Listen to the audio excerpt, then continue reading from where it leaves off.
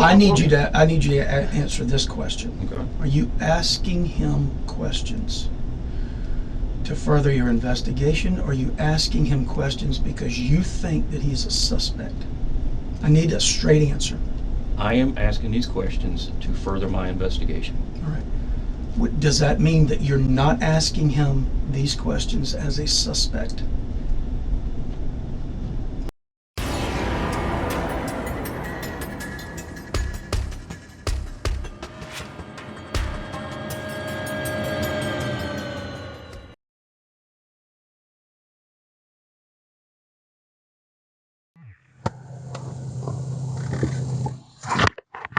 All right, sir. What time? I left the house without my watch. 12:57.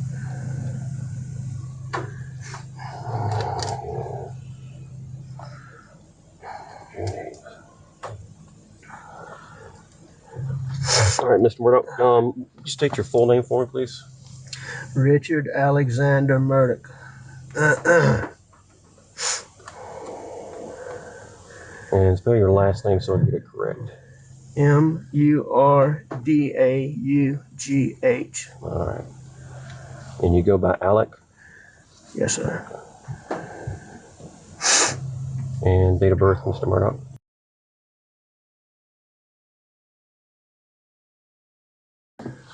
And a good phone number for you.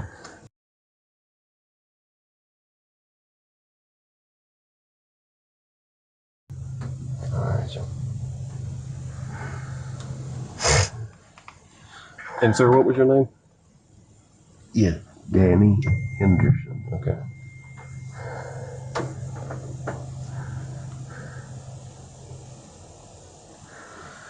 All right.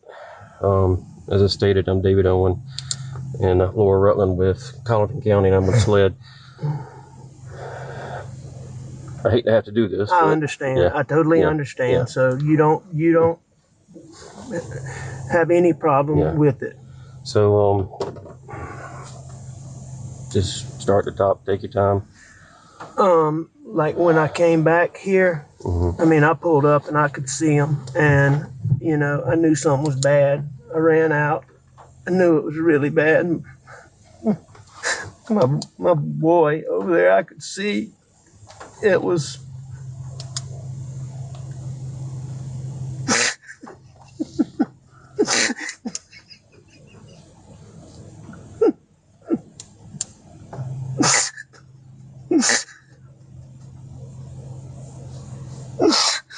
Sorry. And I could see his brain on.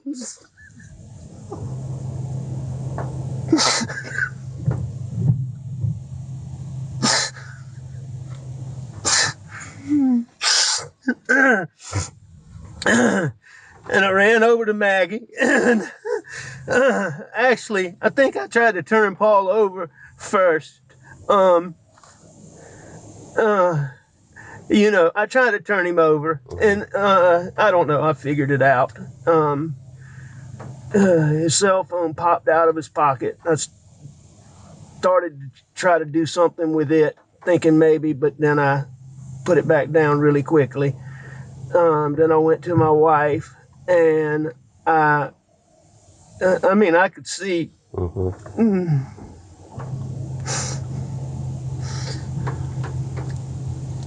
Did you touch Maggie at all? I did. I touched them both. Okay. I tried to do it as limited as possible, but I tried to take their pulse on both of them. And, I called 911 pretty much right away, and she was very good.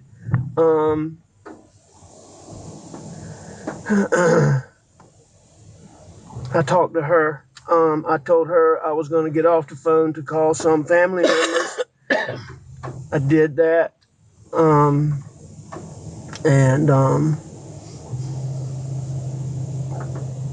What family members did you call? I called my brother Randy, and I called my brother John.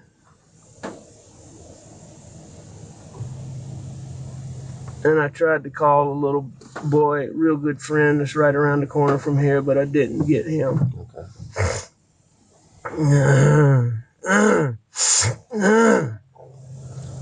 What all was around Paul when you walked up? Blood. Anything else?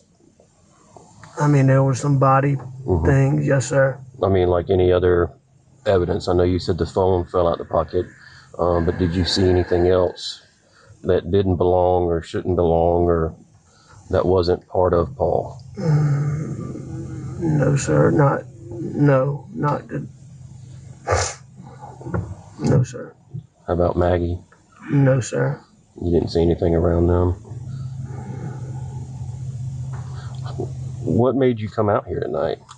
I went to, my mom's a late stage Alzheimer's patient. My dad's in the hospital. My mom gets anxious when she does. I went to check on them and Maggie. Maggie's a dog lover, and she fools with the dogs.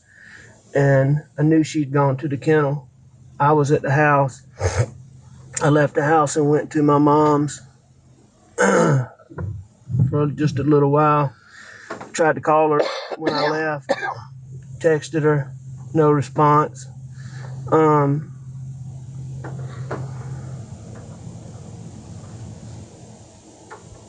When I got back to the house was obviously nobody was in there. So I figured they're still up here fooling around. Paul was gonna be getting set up to plant. Our sunflower seeds got sprayed and died, and he was refiguring to plant the sunflower seeds. So I came back up here and I drove up and saw and called.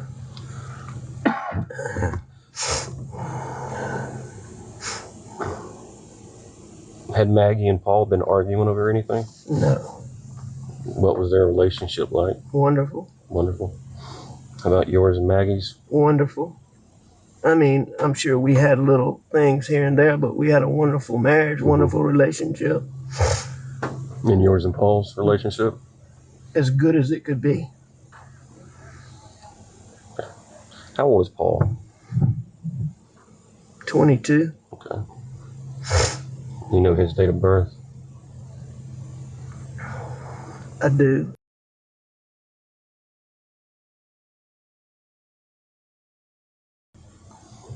How about, what's Maggie's full name? Margaret Brandstetter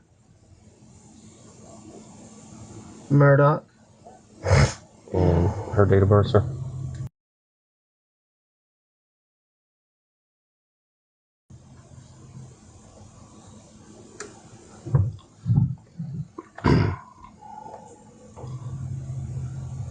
Have y'all been having any problems out here? Trespassers, people breaking in? None that I know of. The only thing what comes to my mind is my son Paul was in a boat wreck a couple years ago, and there's been he was charged with being arrested for being the driver. There's been a lot of negative publicity about that, and there's been a lot of people online just really vile stuff. But when Paul's out and about, I mean, people routinely, I don't think I know the full story, because I don't think they give it to me, but I mean, he's been punched and hit and just attacked a lot. So, but I mean, nothing like this. Yeah. Any one person in particular or group of people? I don't know. That you could think of? Not that I know, no, sir. Has he, other than being assaulted, has he received any direct threats related to the boat accident? Oh, yes. All the time he gets recently? Yes, sir. I mean, he gets them all the time. Okay. He gets them all the time.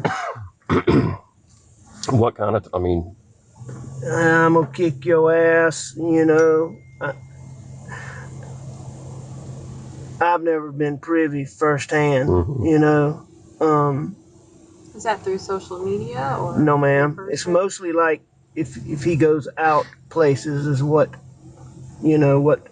he goes out like somewhere. He's in college, so if he goes out, is what I understand. Mm-hmm. And I can find out better details from some of his younger friends on that. Who's his best friend? His best friend in Colombia is Will's Chapman, Will Loving, Bobby Boyle. Bobby Boyle, Will Chapman, and Paul were getting ready to move into a house together in Colombia. You said Will Chapman and Will Loving? Will's with an S, okay. Chapman, and Will with an L, Loving. Okay.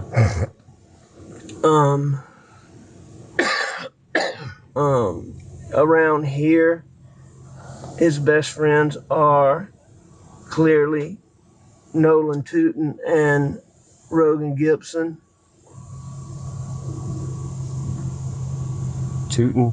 Nolan Tootin? Yes, sir. And what was the other one? I'm sorry. Rogan Gibson.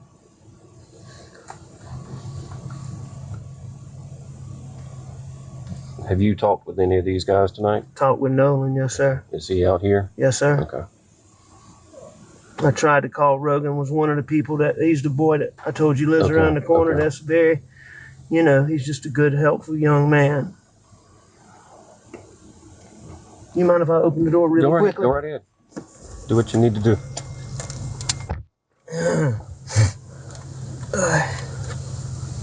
So is there anybody that you can think of that we need to talk to tonight? Is there a name that comes to mind? I mean, I can't tell you anybody that I'm overly suspicious of off the top of my head. Okay. I mean, this is such a stupid thing. I'm even embarrassed to say it. But it just didn't make any sense. I just hired a guy out here, and he wasn't cutting the mustard, but I hadn't told him this yet. Paul's been working with him a lot. He killed the sunflower seeds in our dove field just recently, which is why Paul was here doing this. He told Paul a story the other day about how when he was in high school, he got in a fight with some black guys. And the FBI undercover team observed him fighting those guys and put him on an undercover team with 3 Navy SEALs. And that their job was to kill radical Black Panthers. And they did that from Myrtle Beach to Savannah. Now, I really don't think this guy, is probably the person, but that's just so freaking. Yeah, that's kind of far-fetched story. It's weird. But he was off today. Okay. He took his daddy to the doctor. What's his name? CB Rowe. ROWE? Yeah, and I sent him a message to text me earlier today about the sunflowers, and he called me back when I was on the way to my mom's house. Did you talk to him at that time? Briefly, I was on the phone with a lawyer friend of mine named Chris Wilson from Bamberg, so I told him I'd call him back tomorrow, see him in the morning. When you briefly talked to Mr. Rowe, what was his demeanor or attitude? Or I mean, it seemed normal. I mean, I asked him about the sunflowers, and so, I'm sure he's a little bit. Where does he live? I don't exactly know. Somewhere in in Bronson. Okay. Do you have his phone number? I do. You got it with you, please, sir? I do. But I do think him and Paul got along pretty well. That's just really, really weird. All right.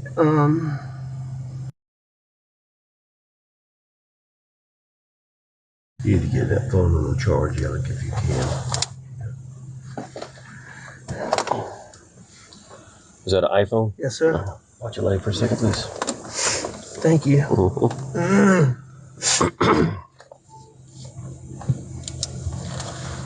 When did he tell that story to Paul? Sometime last week. Okay.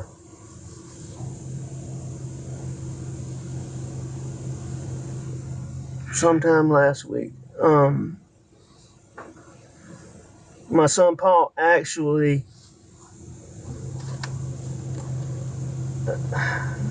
and I really do not think, in all honesty, that it's him, but I know y'all got to check it out. But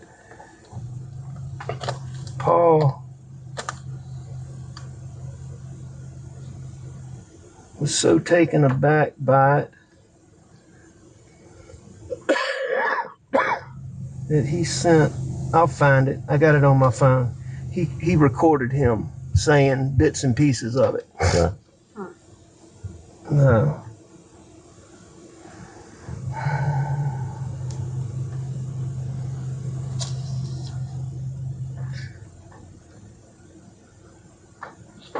But for all his weirdness, I mean, I do think they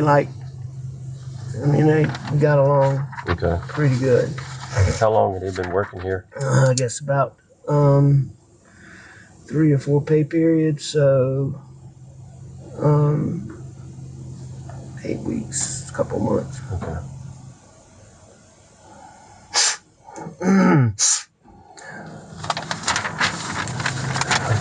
Going back to the boat incident, anybody on that boat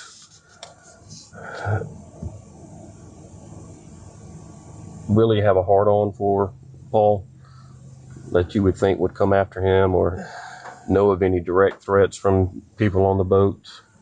I don't know of any direct threats between any of the people on the boat specifically, but I do think there's been a small amount of yip-yap between a couple of them, but not recently. Okay. Most of this was stuff from people that Paul didn't really know. Okay. It was some people that he knew distantly, but more times than not, when I learned about it, it was somebody that he didn't know. Okay. It's like, for example, he went out in Charleston a couple months ago, came back, he got a black eye. And, he can't defend himself right now because he has these charges. So, Paul was a real tough man's man. Mm-hmm. He would just... He would defend himself, but he hadn't been. That's right, but... How was he handling that case? Looming over everybody? As far as what? How was he handling it? I've never been prouder of him than the way he has handled the pressures and the adversity in that situation. I think I've told Danny that before. Mm-hmm.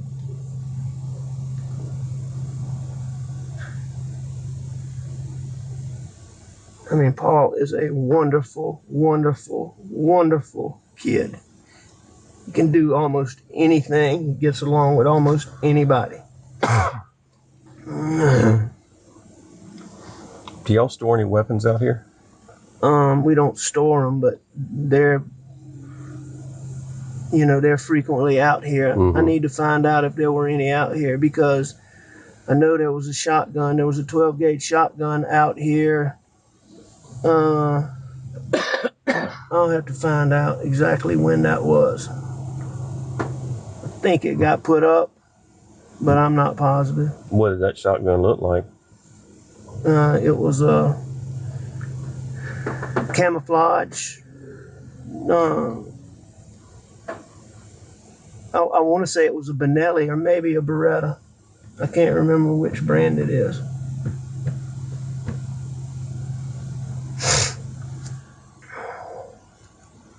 But I don't think it was out here Okay. recently. But I'm not positive. And the shotgun that you had when deputies pulled up, where did that come from? I went to the house and I got a gun. Probably overreacting, but... And was that when you pulled up and saw them? No, I came out and... I called 911 first. Mm-hmm. Talked to them for a little while, and then I told her. You told her? That I was that I was going to go to the house. Okay. And that I would let authorities know when they got here that I had a gun. Okay.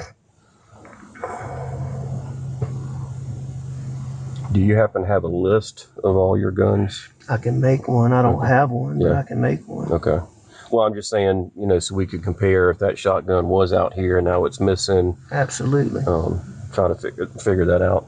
No, absolutely. And I know living out here in the country, you probably have more than one or two. We do. We probably have 20, 25 guns. Yeah. Shotguns, rifles. Pistols.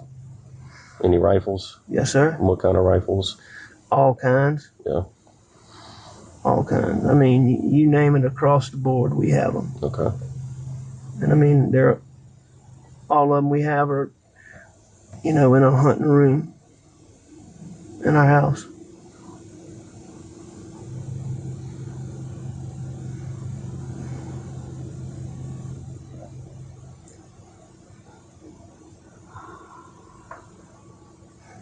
What was their schedule today? When did they get home? My son works for my brother, and he was coming home to deal with the sunflowers.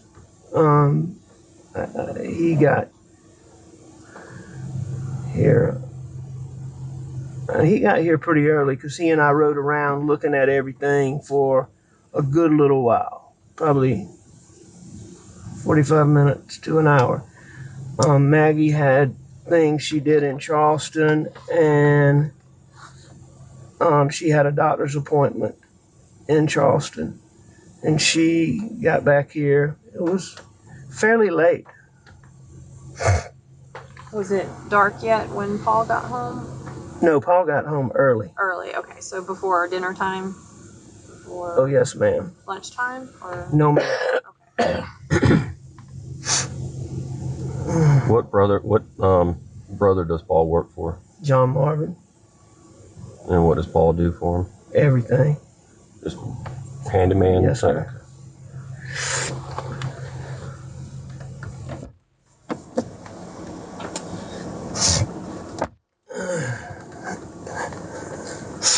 Was it unusual for Maggie to feed the dogs this time of night or check on them? Oh, no. I mean, she played with those dogs all the time. And it's especially common for her to, she's been gone for a while, to come and let especially two of them out to run.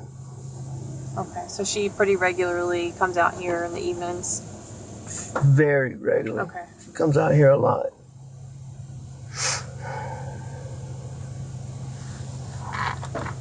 Do you have any cameras on your property? I have deer cameras, but none, around up here Where are they at? on different deer stands. Okay, so deep in the woods. Well, not necessarily deep in the woods. Some of them are in fields and Okay. but there's none that, are near here. Okay. What doctor did Maggie see today? I forget the guy's name. Maggie's been having trouble with her.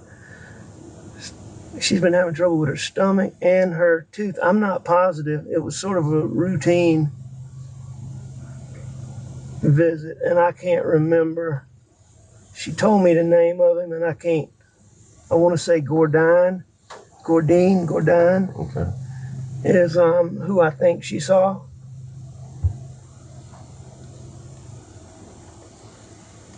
So was she back home around supper time? Or 6 o'clock, 7 o'clock? I don't think she got back quite that early. I think she got back a little bit later than that. Okay.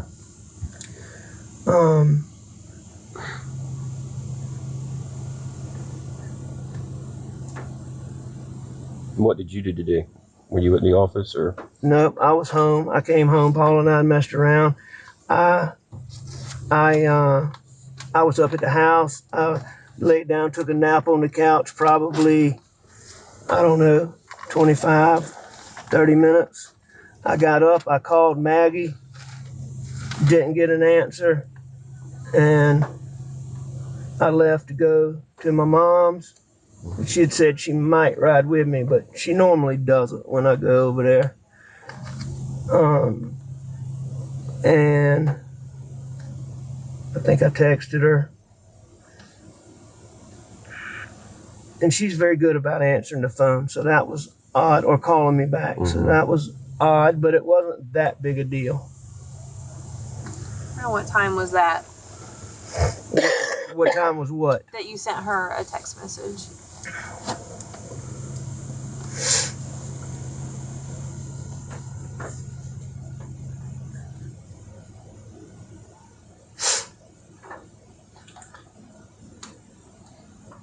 All right. I texted her at 9:08, going to check on M, be right back. And then I texted her at 9:47. That must be when I started to come back. I think I called her before that, but let me make sure. Pretty sure that I called her 9:45. And then I tried Paul.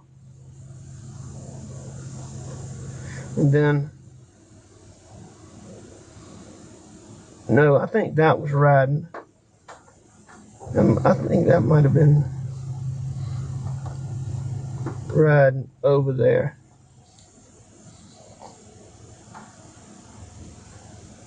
10:03. I mean, my calls are right here. Yeah. So, obviously this is when I, at 10:06,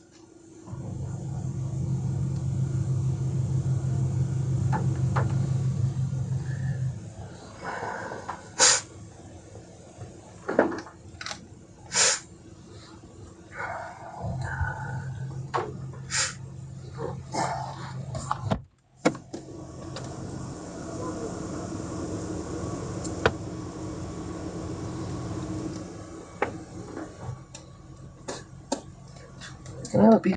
Yes, sir. Thank you. Take a go. Anybody else want some gum? No, sorry. You don't have any water, do you, Danny? That's all right. I don't need it. If you, behind Danny's head is a case of water. It's not a big deal. Yeah, I got some right here. Oh, well, thank you.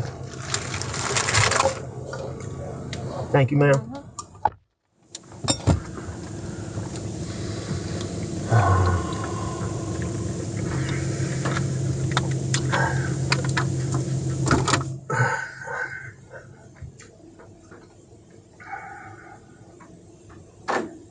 I'm sure we're going to have much more questions. I'm available at, you let me know.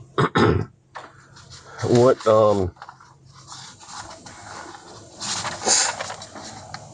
what's another number in case I can't get you on your cell? I don't have a house phone. Okay. An office number. I can give you my brother's cell phones. All right. What's Randy's?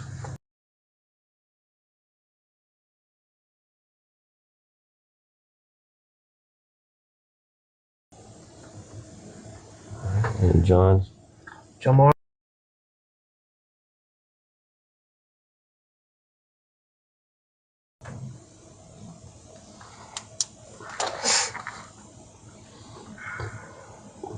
And you said your dad's in the hospital?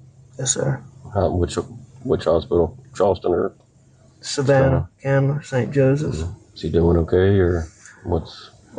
He's having a really, really hard time. He's got a lot going on. Okay.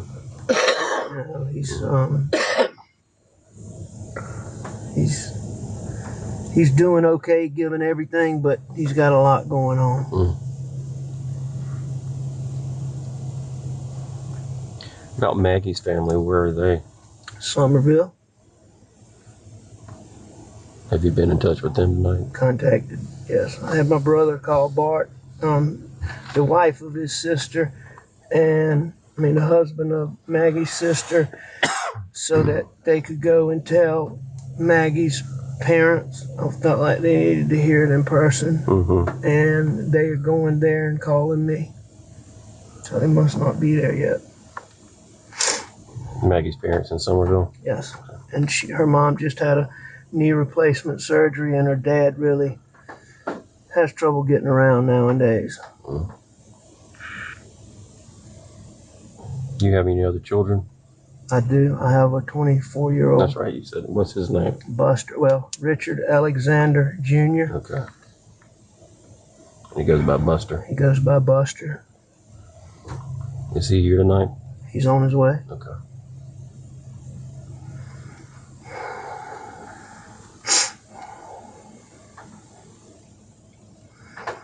Laura, you got anything? This one's hard, but when you first saw Paul, you said you tried to flip him over. Was he laying on his back or on his stomach? Just like he Just like he is. So you weren't able to move him. Okay. No, ma'am. Okay. And did he help Maggie a lot out here with the animals? He helped everybody with everything. Okay, so it was kind of routine for him to be out here as well in the evening? This place is his absolute passion. Okay.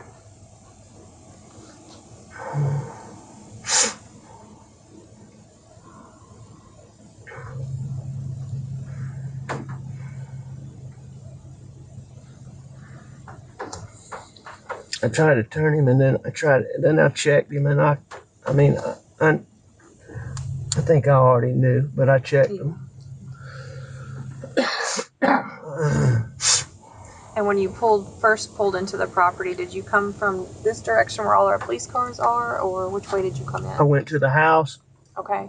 And then I came from the house This way? straight here. Yes, ma'am. Okay.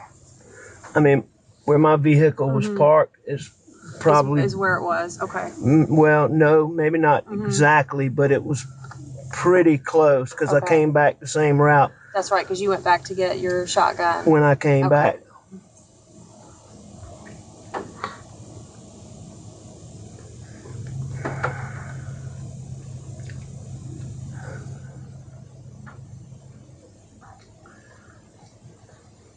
All right.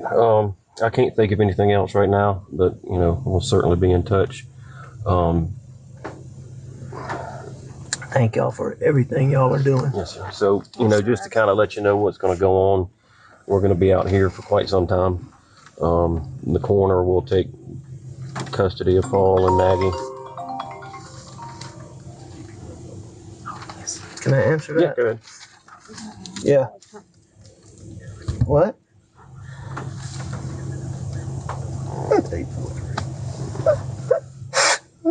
No, we're finished. Let me come out. Well, I'll be here when he gets here. No, don't let him come up here.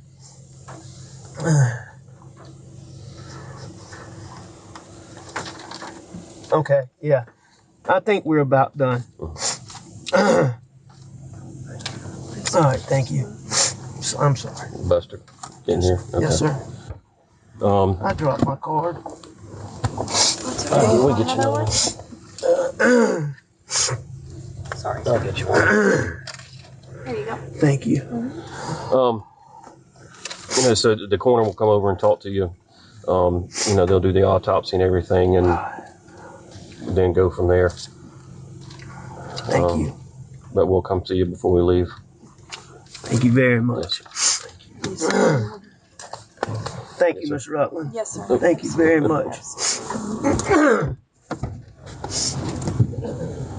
Here, you want this water? Oh, yes, please. Thank you. Yep.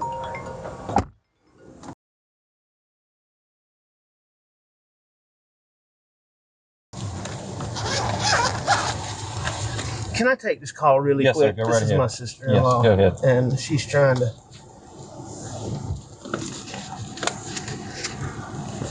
Hey, Marion.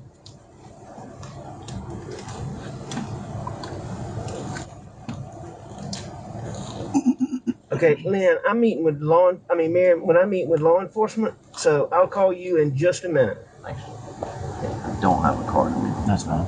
Did Chelsea call you? Okay. Can you let Chelsea know and then make her run Lynn down?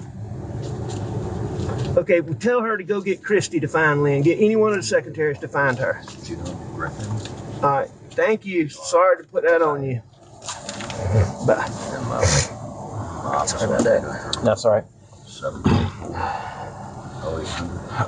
One thing I want to do before we start is I'd like to get a cell phone exam so we can just corroborate everything. Let me get a consent, and I got a guy here that's going to do it. Are you going to download it now? Yes, sir. Okay, great. So I'll get to keep my phone? Yes, sir. Good.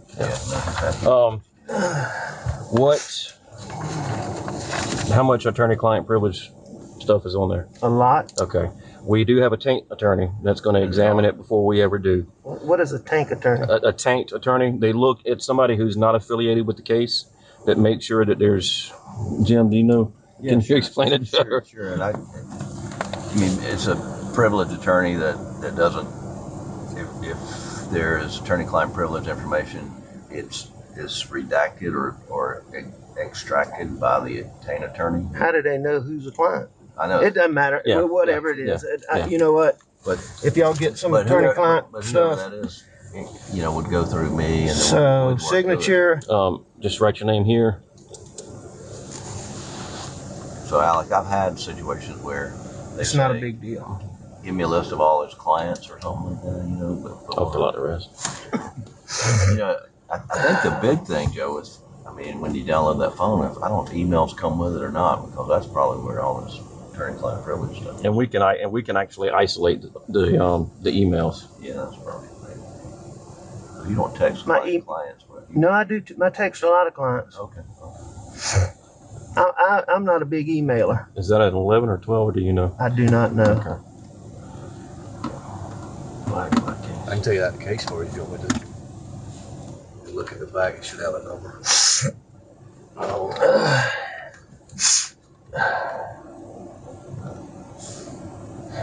Give me Sean Lennon.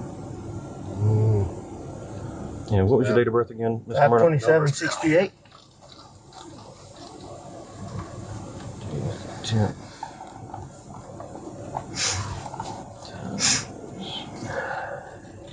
And last word of your They social. don't get on that. Seven You got the light? 7483. I'm sorry. That's all right. Doesn't say anything on it. Most of the new ones don't. Probably have to open it up. Oh, well, it's got. Jim, you want to witness that for me, please?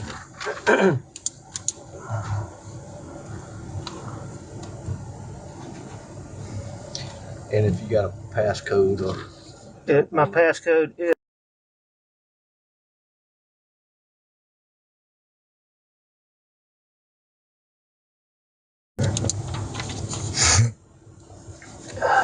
All right, let me run this till. I'll be right back.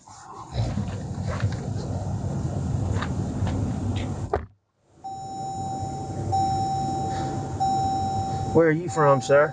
I'm actually from Barnwell. Oh yeah. Yes, sir. I got some cousins in Barnwell. Got people in Barnwell too. Mixon. Mixing oil? Yeah. Okay. Yeah, that was my. You kin to Dickie Mixon? I don't know. That Mixon oil was my Uncle Ray Mixon, and his son Teddy and Bobby and a bunch of them. Then Freddie Mixon, he was.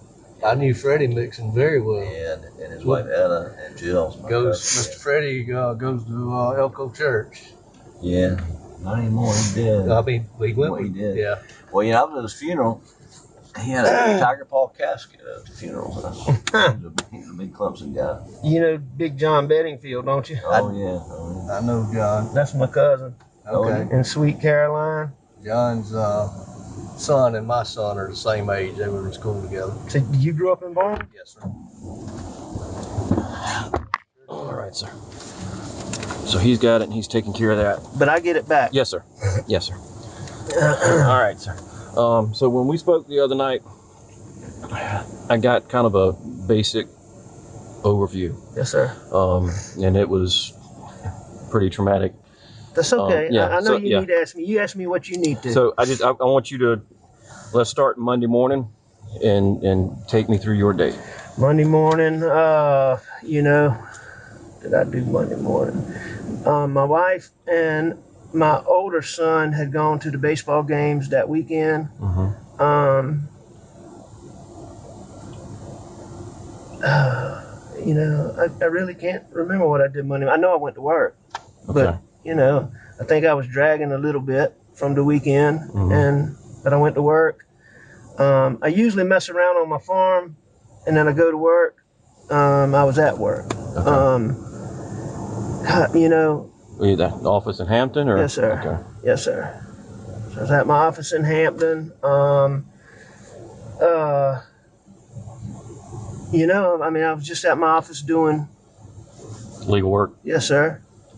I'm sure I can go back and probably recreate some specifics if you need me to, but I can't like sit here and recall on the top of my head exactly what I was working on. I know one thing I was working on was we had some big motions coming up in a Dominion Energy case. I was getting ready for those, and I was getting ready for some motions. I'm a defendant in a civil case involving my son. I told you about the boat wreck. Yes, sir. And there were some motions coming up in that on Thursday, and I was mostly just getting ready for those things, and then other junk.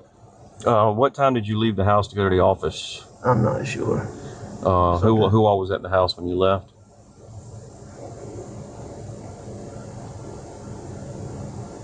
To go to my office Yes, that sir. morning, Or when you got up, who was at the house? I'm sure my wife was. And I can't remember if Blanca had made it out there yet or not. And who was Blanca? Blanca is our housekeeper. Okay. Okay. And she comes different. She doesn't have set hours, but she comes most days. She'll be able to tell you if I was there when she left or not. Okay. I can't remember. And so you went to the office. You did, some motions. What time did you leave the office? I left a little bit earlier than normal because my son Paul was coming home. Okay. Because he had not been with us during the weekend, and he was coming home. We were going to replant some sunflowers the next day, and so he was calibrating, doing, and getting everything ready. So he got home a little early. I left a little early, so he and I could knock around, and we knocked around for, just doing things we like to do out there. We're riding around looking at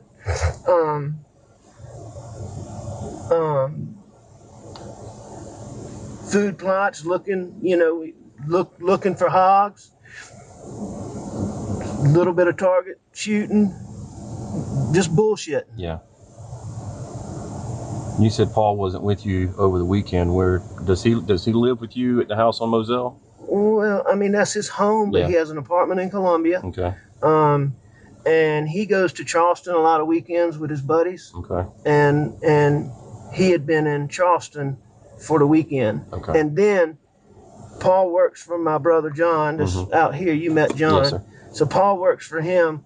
So Paul decided to he went to spend the night with my brother, his Uncle John. They were very, very close. Okay. Sunday night. Okay. And then he worked for John Marvin, and he came home Monday afternoon. Okay. About roughly what time in the afternoon? I would think it'd be somewhere in the 5 o'clock range, a little bit. It was broad daylight when we were. It wasn't dusk, dark, or late. Okay. And we rode. We just rode around. We rode around our dove field, looking at how the corn was doing. He and I had planted corn in the dove field, and he planted the corn in the duck pond, and he was, showing me how much better his corn was doing than mine was. And we rode around the duck pond. I mean, we just, we rode the property. Yes, sir. We rode the property. Then, I mean, we rode around so much. We just rode. Okay. Probably.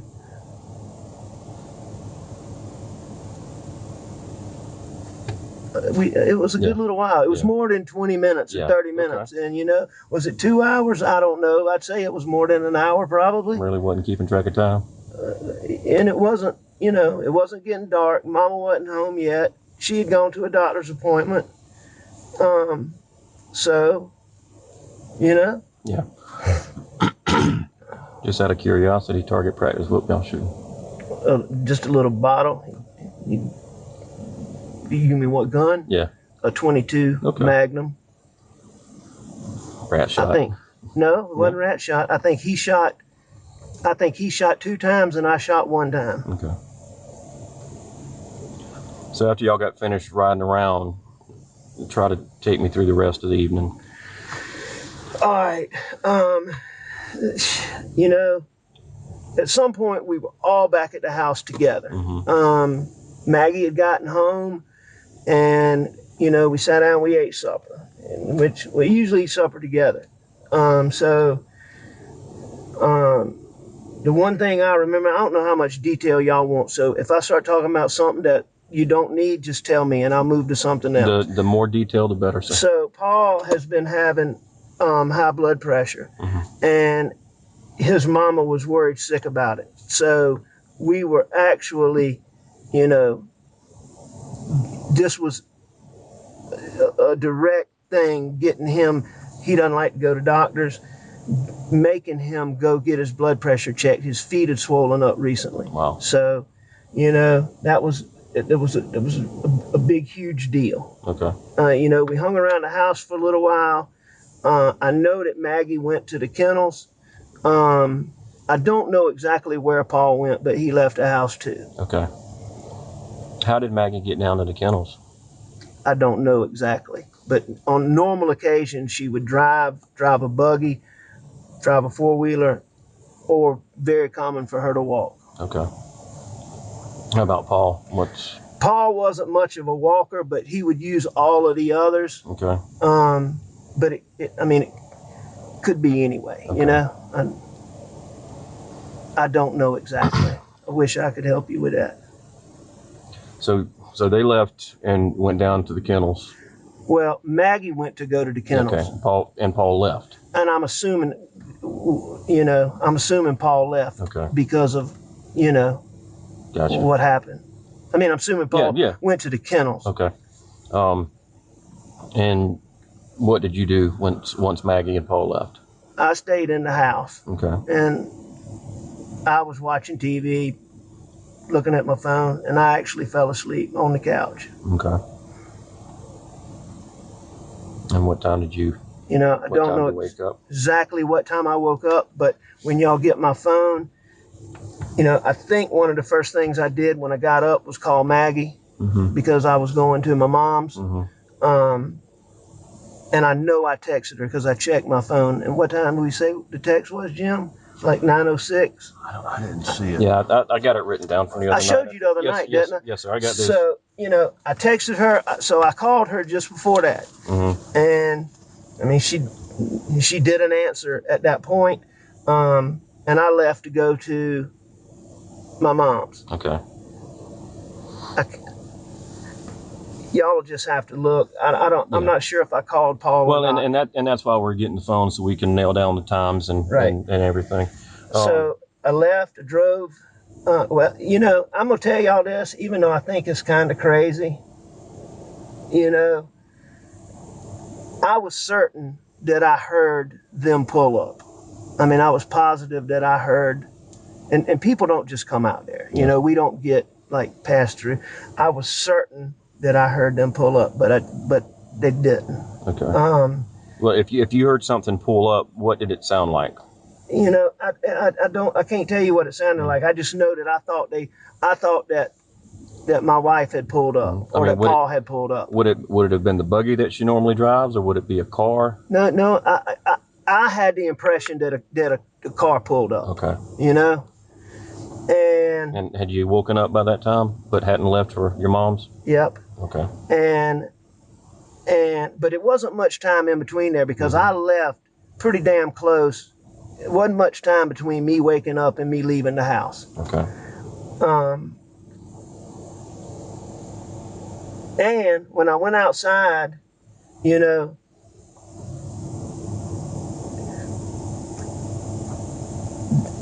there's a wild cat that lives around that house. Okay. I'm pretty sure it was the cat that ran from my car, but You know, I never had the impression it was a person, but there was something. Okay. You know, but I really don't think, you know, I'm just throwing that out there because it was in my mind. Yeah, no, that's fine. That's totally fine. I left. I drove to my mom's. I checked on my mom. She lives right out here, correct? She lives at Alameda. Okay. Checked on my mom. Talked with Shelly for a few minutes. You know. Shelly is the caregiver. Okay. And you know, I know that I called some people on the way there. I know I returned a call from my brother John. I know that I called Chris Wilson. I know that I talked to Buster.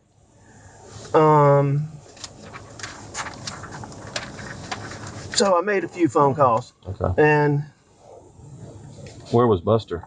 Buster was in Rock Hill. Okay. Is that where he lives, or? No, he lives in Columbia, but he just started a new job. He's going back to law school in January. Okay. So he's working a little part-time job with Wild Wings. Okay.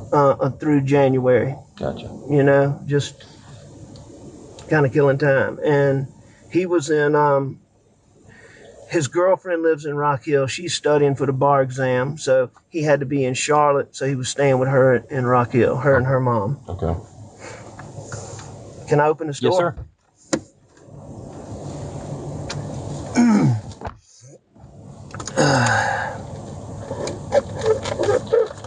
sir. All right, so where are we? All right, so then I left your mom's and making phone calls. I left my mom's and I went back home. I got to the house. I went inside. Nobody was there. I got in the car. I went back to the kennels and, you know. And when you went back to the kennels, besides Maggie and Paul, did you see anybody, any cars? I didn't see anything right then, no, sir. Take your time. You know, I saw Maggie and I saw Paul laying down. I knew, you know, I didn't know, you know, I knew it was bad. I went over there and, you know, I saw it. Yeah. And, you know, I called 911. Okay. And what made you decide to go back to the house and get a gun? I just think the whole scene had me freaked out. Okay. Did you take your car back up there, or did you run up there? No, I drove. Okay. And of course, the shotgun that we have is the one you brought back. They were asking me earlier. I'm not sure which one it was. Jim, it was a 12 gauge. I know, yeah, Ronnie had a question if it was 12 or 20. It was a 12 gauge. And it was that camo, though, right? Yes, sir. I think it was the 12 camo Benelli. Benelli. I think so. But that's about all you got, Benelli out there, right? And we talked about this a little bit the other night too. I know Paul had been getting some threats and getting some being assaulted from, you know, the boat. Who stands out in your mind, besides the boat incident? Who stands out in your mind that would want to come after Paul and or Maggie? I mean, sir, I can't think of anybody who would want to go to that extreme. You know, I mean, he got a bunch of threats, mostly from, you know,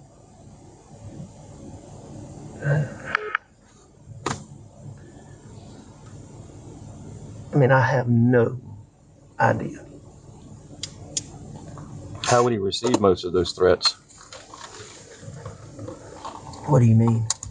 I mean, would people call and hang up on him, or send him text, or social media? That no, it was mostly like in-person confrontations, are the ones that I learned about. Now, I suspect his friends can probably tell you about more, because I doubt Paul told me about all of them. Okay.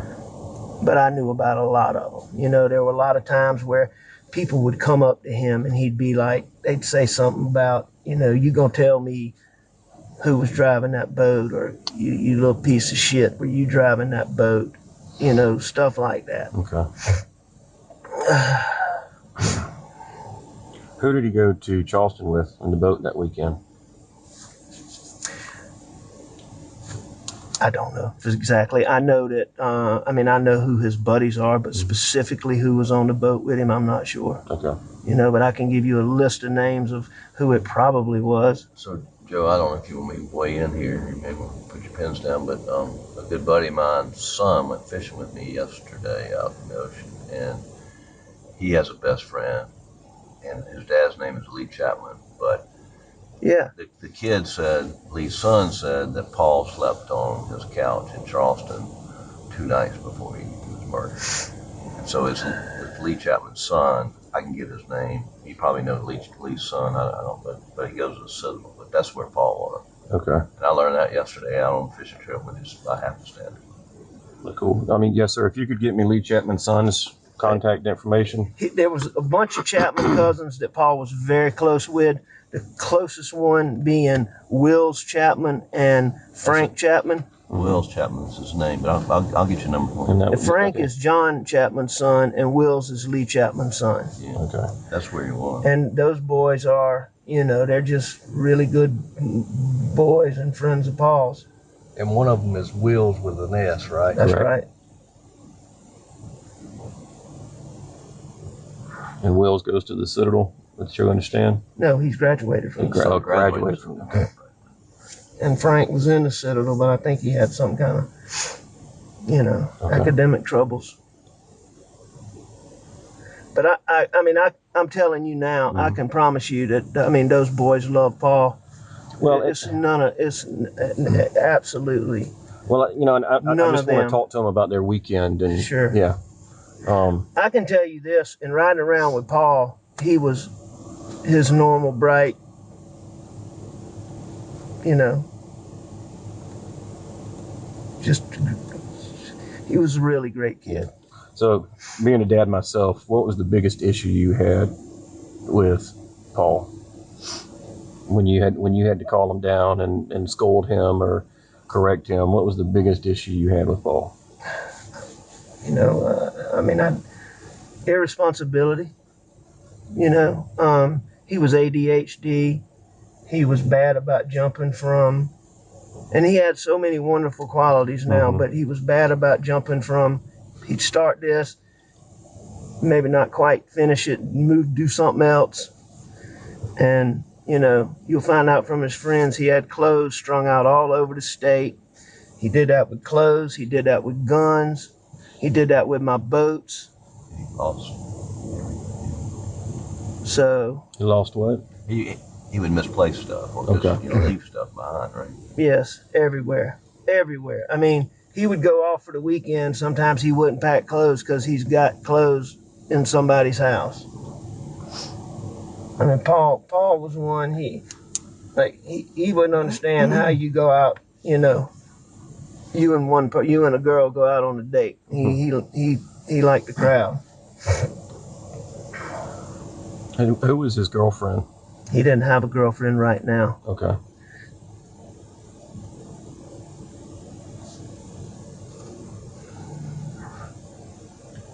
Alex, last time I talked to him was like 2 weeks ago, although we texted. He was going to Greenville for the weekend. He had friends up there, girlfriend up there? No, we had a family thing in Greenville, and he came up, Paul didn't play golf. He came up on Friday and stayed Saturday, and then he left to go to Charleston, and we stayed another day to play golf. Oh. I thought maybe I had a girl. My niece on my wife's side is having a baby, and we went up for that.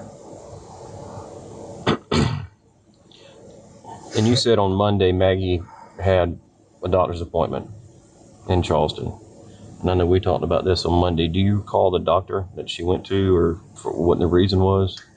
Maggie had a couple little things going on, and I personally think she was going to see Dr. Gordine, but I'm not positive. Okay.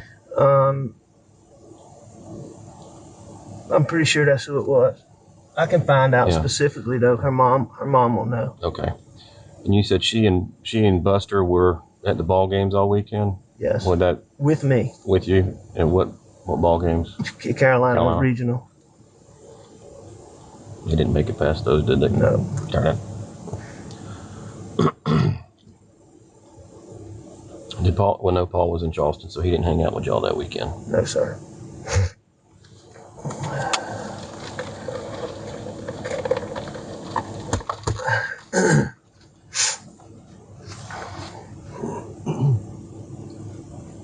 And what time did Maggie get back home Monday night? It was after Paul and I had gone. She was not there when Paul and I left to go mess around. Okay. So, you know, it was sometime after that. So there was a point when, you know, she got back, we got back. When y'all got back from riding around and messing around on the farm, was she home or? Yes. Okay. So, and I don't believe she'd been home too long when.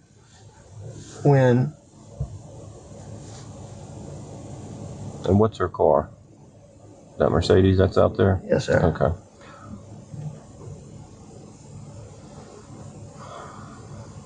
And you said Bianca had prepared dinner that night. Yeah, Blanca cooked dinner that night because Maggie cooks, you know, when the boys are home, or she tries to really for me, but she wasn't going to be there that day, so she had Blanca cook a meal. How is your relationship with Maggie? Very good. As good as it could possibly be.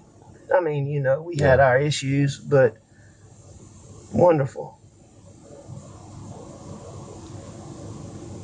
And I'm just trying to understand the family dynamic. I understand you got to do what you got to do, I promise. What was y'all's biggest arguments? What your biggest the things that y'all would argue about the most, what would they be over? I mean, we really didn't argue, but I'd say the only thing that caused any friction between us is she was always wanting us to go, and I love her in-laws. I mean, they're wonderful people. I love them to death. She was always wanting to go there, stay there a little longer than me and the boys wanted to stay. That was really, and it really, you know, she'd get ticked off. Yeah. You mean her family? You said her in-laws. You mean her family? I mean her family. Your in-laws. Yeah. I mean, we really didn't argue about much. We didn't have much to argue about. I mean, I'm sure there was an occasional thing that came up that we argued about, but I can't tell you what it is. I can't think of it.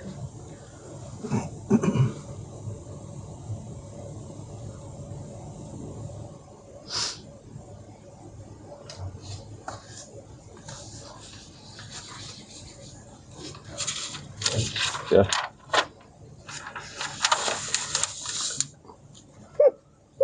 Take your time.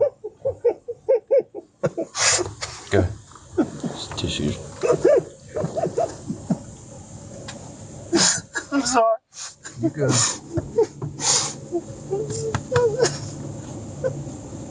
I mean, she was a wonderful girl and a wonderful wife, and she was a great mother. She, you know, she didn't work, and she always said it was her job since she was privileged enough not to work. She was gonna make sure she took care of me and the boys, and I mean, she did everything. She did absolutely everything. I'm sorry. No, you have every right to do that.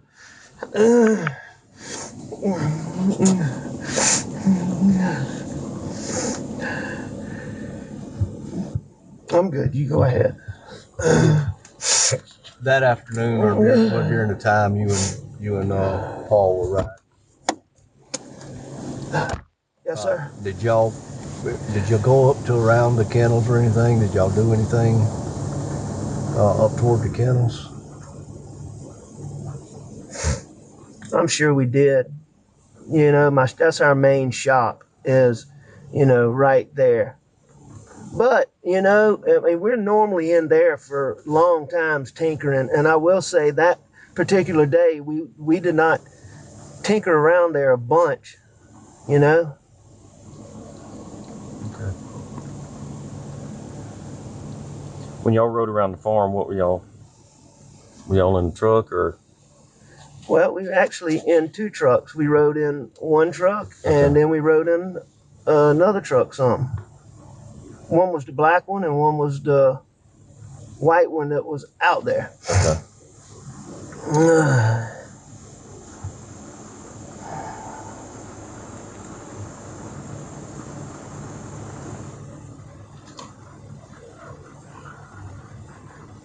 Mr. Alec, Yes, sir. you know, the other day when we were there, we came in and we were talking with John a little bit. Sure. And you obviously got a lot of, I say a lot, you said 20 or 25 weapons. Yes, sir. And you know kind of what you got as far as any kind of, what kind of weapons you may have? I'm pretty much, yes, sir.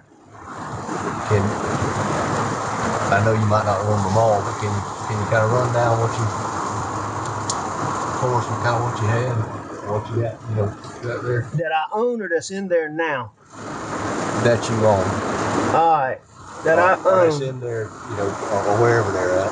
And, you know, I mean, Paul has guns scattered all over the place. So, you know, some of our guns aren't there. But, so you want to know all of them or you want to know what I think is in my house? Or what was in my house on Monday?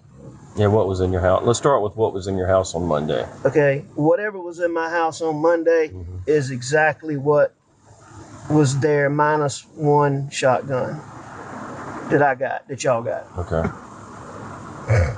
No guns have been moved for, you know, there hadn't been any guns moved in and out of there other than when Paul was home. You know, when Paul came home, he would ride around and shoot hogs a lot. What would he shoot hogs with? You know, I mean, primarily he would shoot them with Buster's gun. Because Paul had a 300 Blackout. Okay. And it got, you know, he says it got stolen.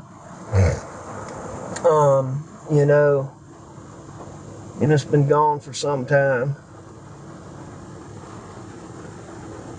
But anyway, so he would use his brother's Blackout a lot of times. So Buster also had a 300. I gave them both one.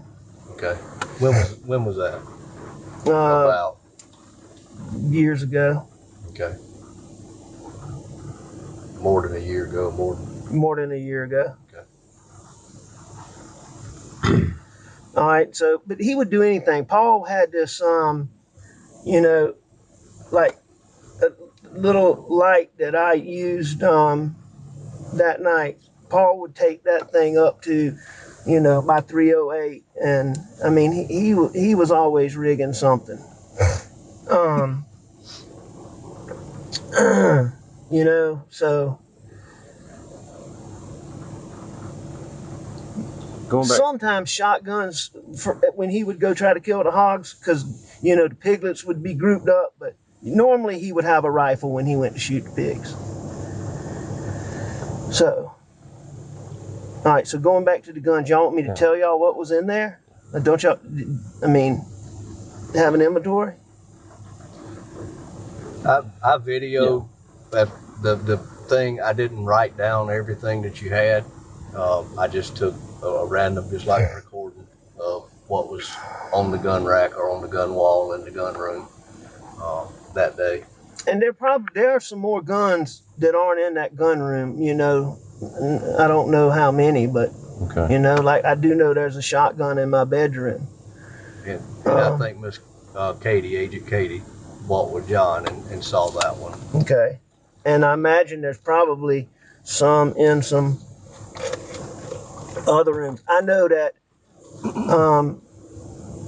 I think it was we have two gun cases, one small one and one big one, and I moved some guns from the little case to the big case just because, you know, her mom and dad were in there, and I just took all the guns to the back room.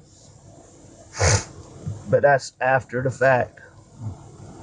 Were those guns? Would those guns have been in the room, in the gun room when we came up there with John? I can't remember exactly when y'all came, but probably. I think y'all came a little bit because it was a good while before y'all came. Yeah, it was Yeah, probably they were 2 o'clock or so that afternoon before we got there. Now, did y'all keep any guns out at the kennels? We didn't keep guns out there, but there were always guns out there. Okay. You know? I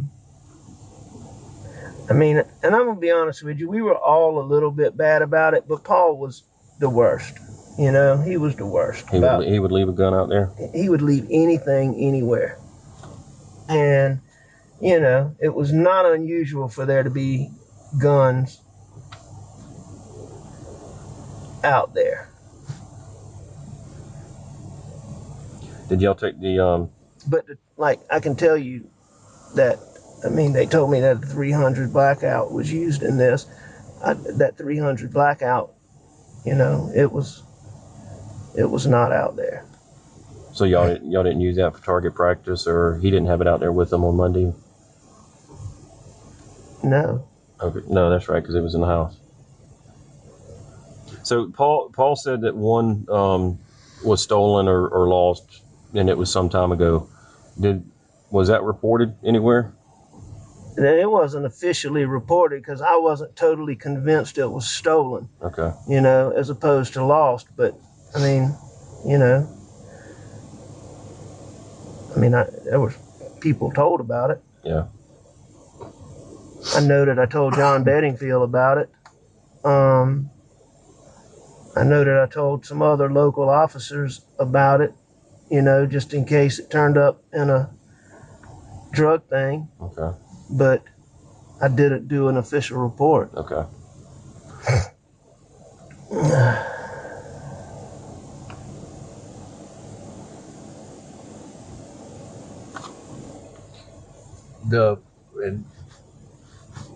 The two that you bought for the boys, that each one of them had one, and the one Paul lost, is that the only ones that you had?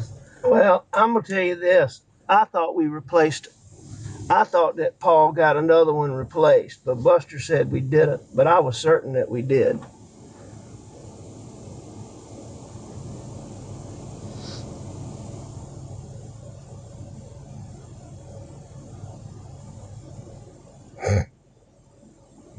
But, I mean, my memory is it's been gone for a substantial while, too. Okay. Do you remember anything about them as far as, were they the same colors? They were identical except for colors. Okay. Which one was Buster's? Buster's the one we still have. Paul's the one that lost his. Okay. What were the two colors? Black and tan. Buster's is black, Paul's was tan. Okay.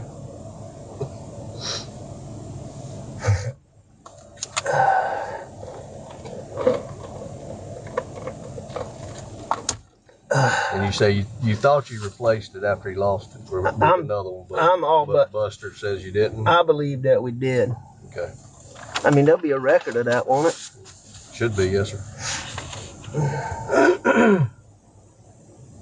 I know we replaced it.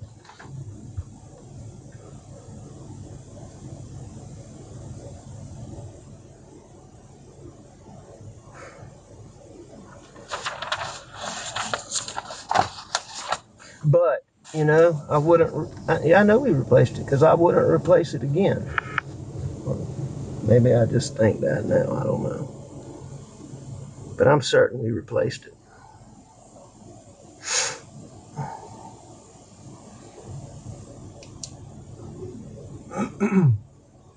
Have you talked to CB Rowe since Monday or Tuesday? Yes, sir. Because I know we talked about what he had done on the farm. Is he still employed? He's still employed because I got to have somebody keeping it clean, but I can't keep him. I mean, he's an idiot. Yeah.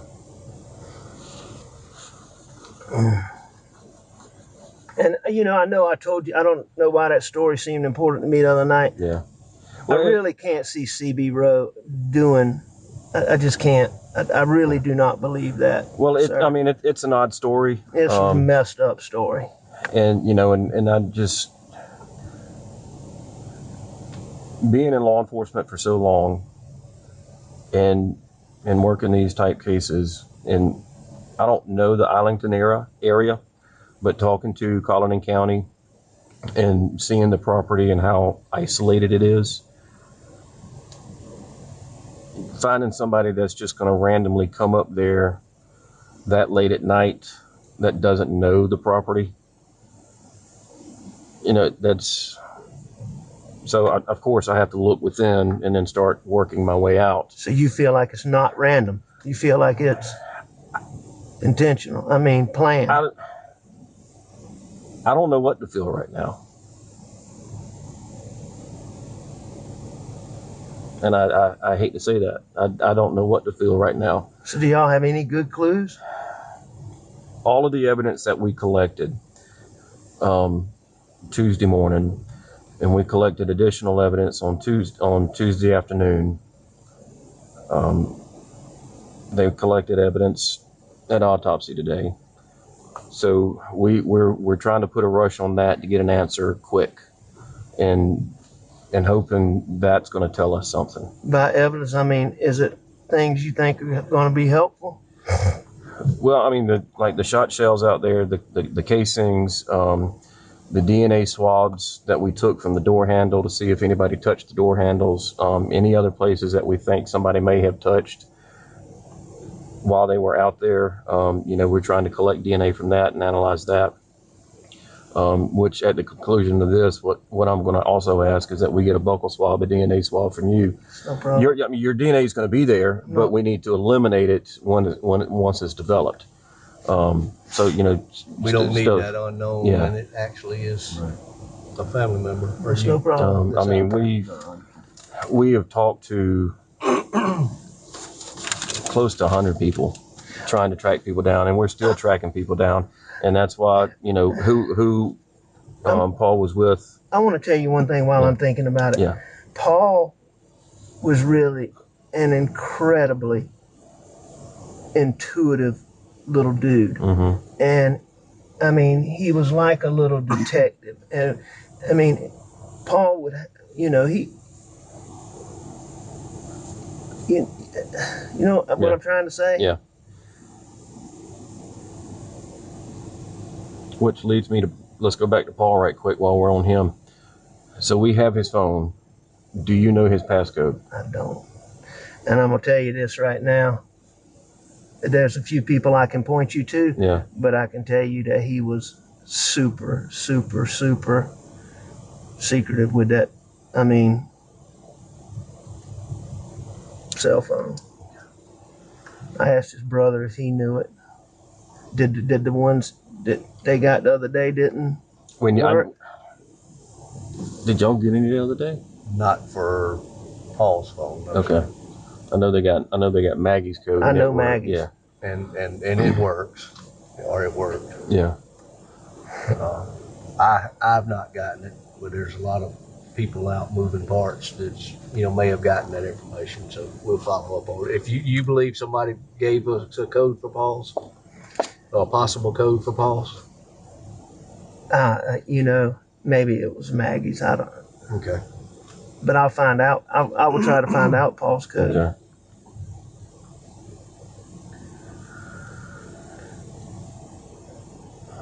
But it will surprise me greatly if somebody knows it. I mean, certainly, talking about the investigation, certainly we're looking at every angle, trying to figure out what fits. And we're talking to, people that were involved in the boat case. We're trying to track down people that Paul knew and were friends with. That's why I asked who he was in Charleston with, so we can go try and see if they might know something or try to figure something out. We're trying to get into his phone to see if there's any information, see if he got like a direct threat from somebody there. I mean, the people that are here are not the only ones working on this. We've got people out doing things right now. Thank you. I mean, we're just, we're trying to pull everything in. Just the area, Islington, unfortunately, there's not a lot of people moving around.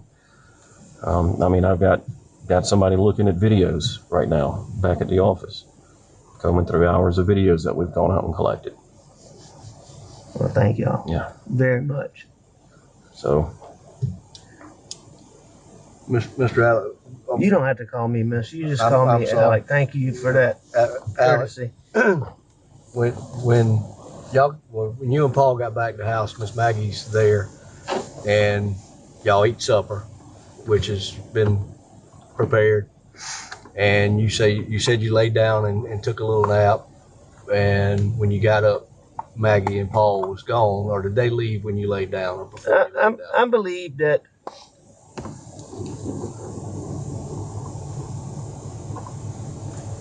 I'm not sure. But they weren't there when you woke up around the 9 o'clock mark or so when you made the call to Maggie to let her know you was going to your No, office. nobody was in that house when I left.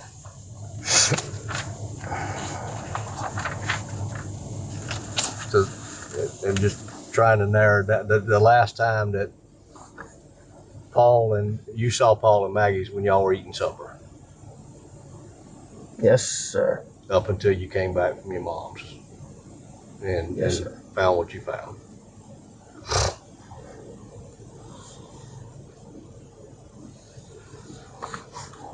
Yeah, Yes. Alex probably told you all this.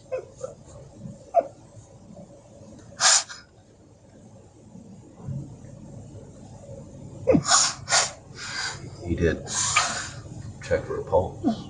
Yes. So he's Right. And that's why we want to do the DNA. but I suspect it's their DNA. Right. Like gun. Right. I don't know. Yes. when you tried to turn Paul over, do you know if you tried to turn him like towards the kennels or away from the kennels, and his phone fell out? Away. I think I turned him away. Okay. Was he left-handed or right-handed? He was right-handed. Where did he normally keep his phone? I mean, usually in his hand. Most But young folks I mean, it was always on him. Pocket, hand, truck.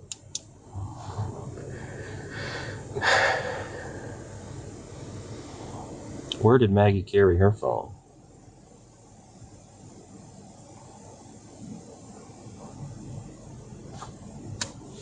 Anywhere she could? Yes, sir.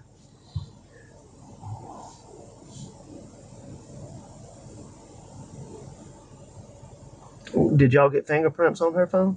I haven't gotten that back yet.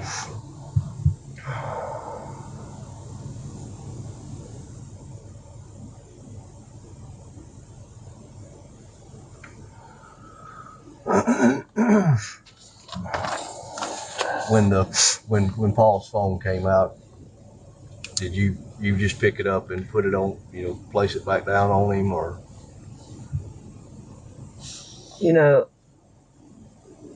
Yeah, I did not try to open it or anything.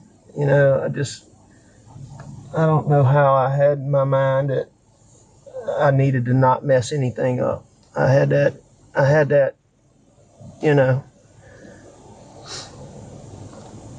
somehow I had that presence of mind that I needed to not mess anything up. And so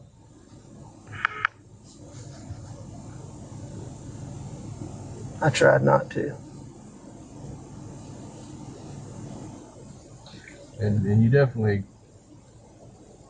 saw a traumatic picture, and I know it's not hard, or not easy. I know it's hard.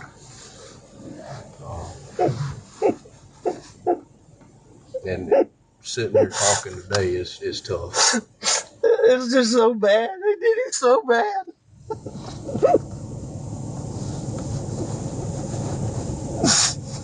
He's such a good boy too.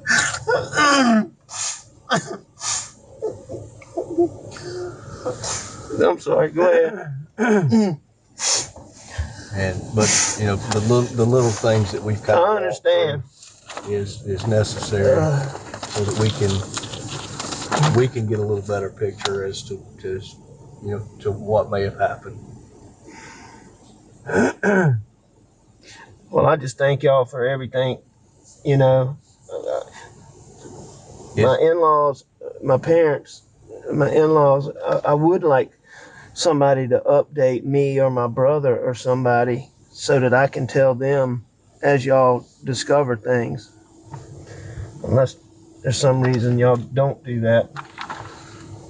Well, I mean, they just have so many questions. I understand. And I mean, they may even, well, no, they don't need to do well, I mean, I know Maggie's mother just had a knee replacement.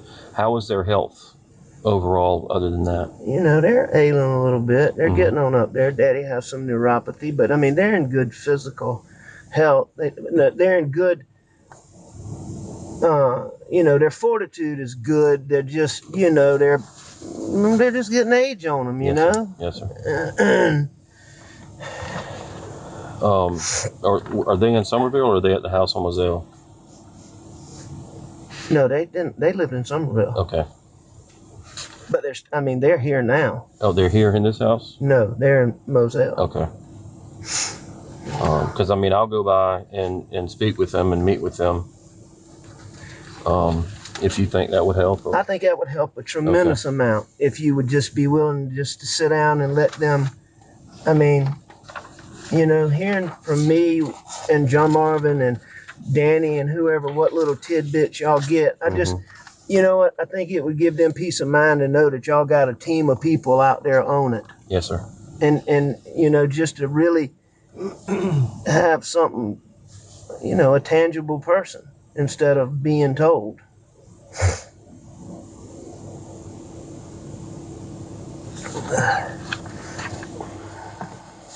You got a contact number for Randy? Yeah, I'm getting ready to get that. Okay.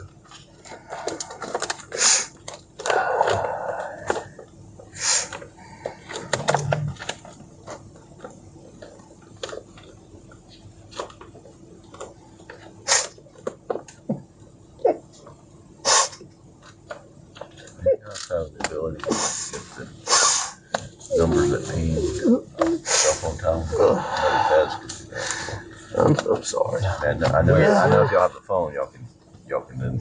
You're talking about the tower itself. Yeah. Her mom and dad are just such good people. I mean, they're just Doing wonderful all that. Some people. of the other guys are back at the office. Love her so much, and Everybody we can deal with. it really would make them feel good. What are their names? A lot of technical. My father-in-law's name is Terry. But yes, we can. My mother-in-law's name is Kennedy, Also get and they're Brandstetters. And my sister-in-law, who in her Spell Brandstetter for me. Branstetter, and then my sister-in-law, who was closest to Maggie in the whole world, is Marion Proctor. And her husband is Bart Proctor. And they live in Charleston.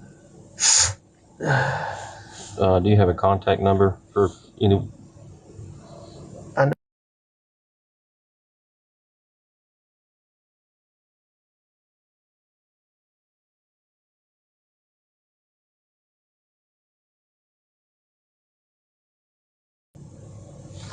And Marion's, I don't have it by heart, but it's in my phone. Okay.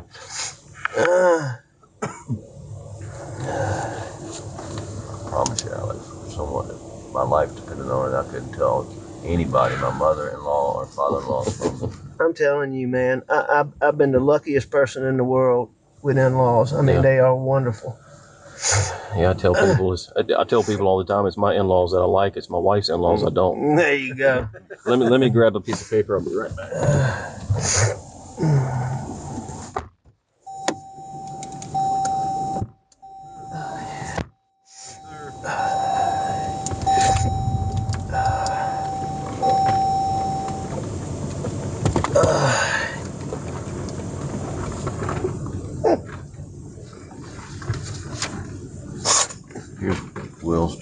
his number.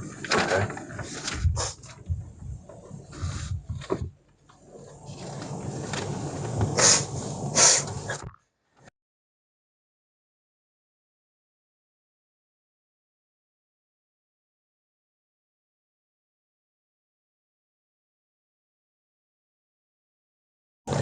And I have a lot of his buddies' numbers in my phone. If you want me to dig them up. And David, I'm gonna forward you this contact. Maybe you don't want me to do it like that, but Okay. someone sent me Will's Chapman's Hold on to number. that, I please. just gave it.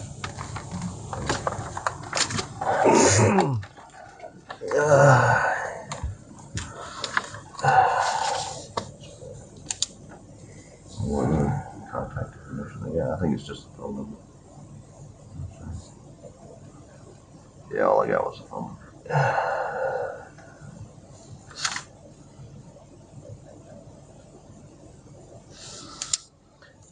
All right. So we have victim's advocate, Miss Marion Walker. Thank you. That's her cell number. Thank you.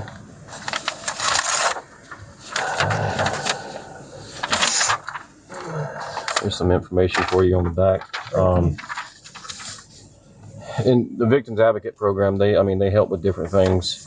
I think more specifically, what would be more beneficial, especially for you and Buster, is some counseling down the road, grief counseling. You know, I do some assistant solicitor's work. Yeah. So, you know. Yeah, you're familiar I'm with familiar it. with the thing. But thank you so Yes, sir. much.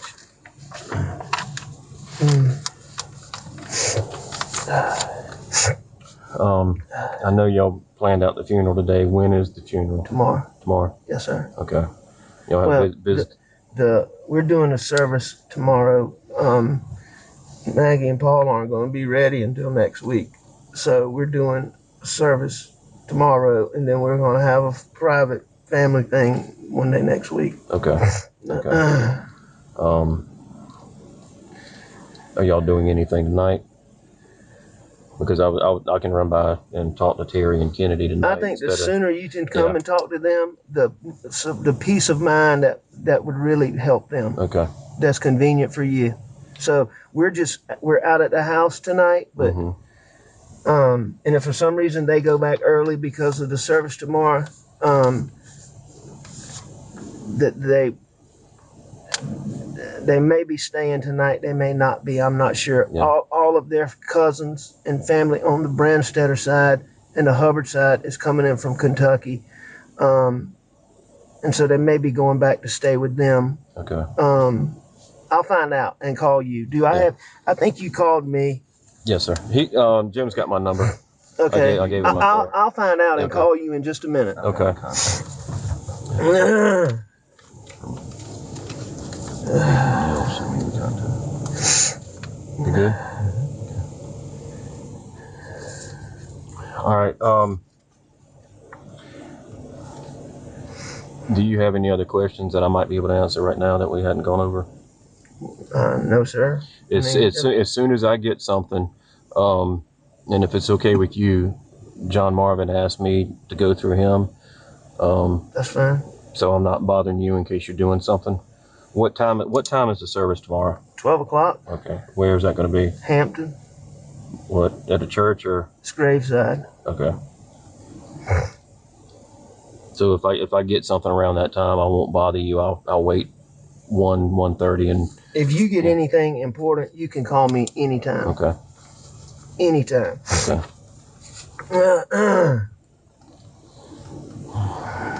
Are y'all going to publicize the service, or is it just going to be for family and friends? No, sir. It's going to be, it's going to be open, but I got TC and those making sure I don't want any press anywhere near. Yeah. So, No, they don't deserve to be near. They're going to make sure, in the town of Hampton that, there's no press. Okay.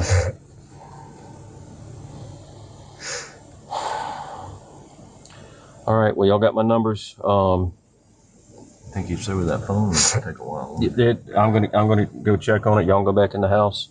When it's done, I'll bring it to you. Let me do Oh, the buckle, yes. Let's do the buckle swab right quick. You can sit where you at, Alex, and I'm gonna step out, but I got glove up and Oh, what? The buckle. The buckle swab. Yeah. Oh. Do I need to spit out my tobacco? It might be better. Yes, sir. Yeah.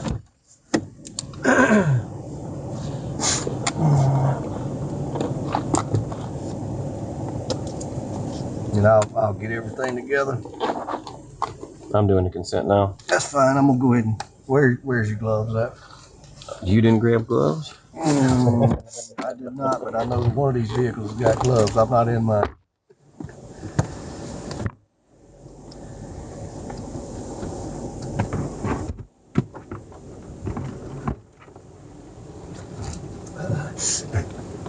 Damn, it's hot out there. Do I need to get out? No, sir. You keep your seat right I'm there. gonna stay in this AC then. Yes, sir.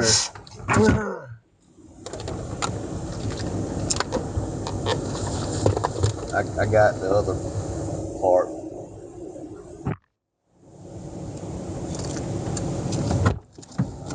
You hear me, Dave? I got the actual one you can write on the envelope. Oh, okay.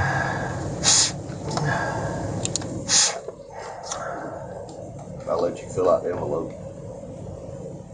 I really appreciate you taking the time to come meet with them. Not a problem. This is what I do. You ever have any dealings with a sled agent named Jarrett Maffett? No, sir, I You don't. said Maffett? Yeah. I know him. He lived in that little green cabin up at my property. Okay.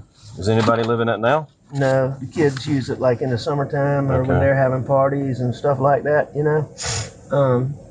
But when I first got it, Jarrett was on the highway patrol and he lived there. Okay. He was stationed in Hampton County. That's been a while ago. It's been a long time. He's a good boy. I think he's a real good officer too.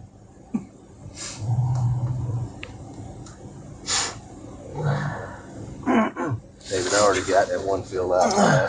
All you got to do is sign. Oh, for the consent?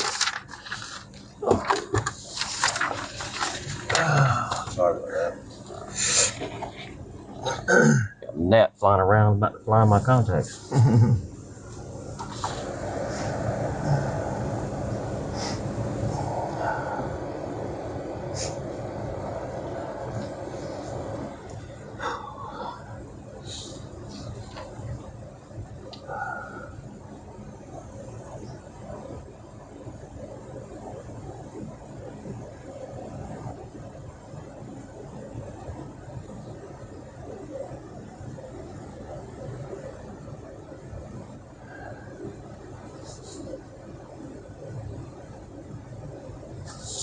Here you go, Alex.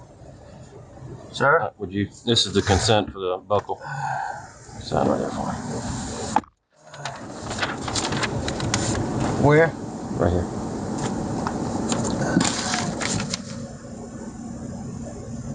Date? I already got the date on it. All right. Just throw them up on the dash. Sorry. Please. Oh God. Did you drop something? I just dropped that card. I got another I got it right Okay.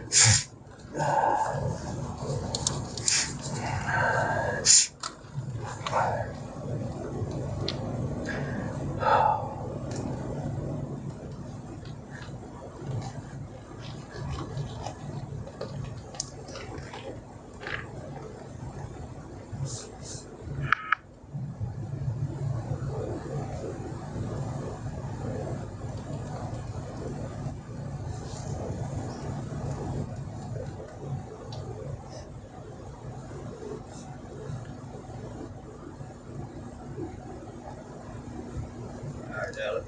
This is, you keep your seat.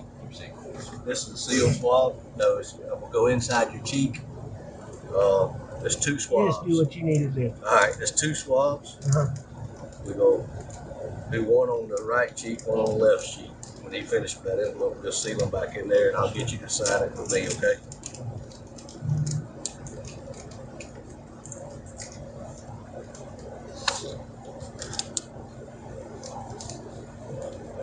inside your Jeep.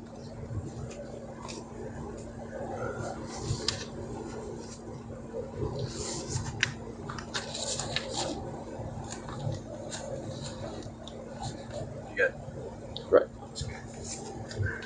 I just don't have gloves on my hands, so I don't want this is your left to. Jeep. Hand me the glove right there, please, sir. All right. All right, my left, your right. All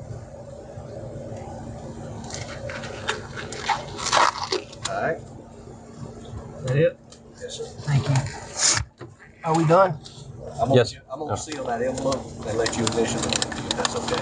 Whatever you need.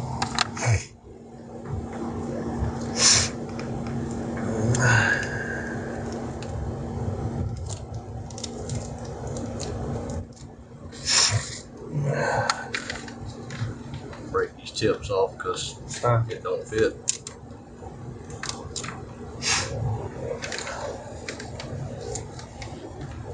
Evidence tape. Hold that right here in front of you. It's fine.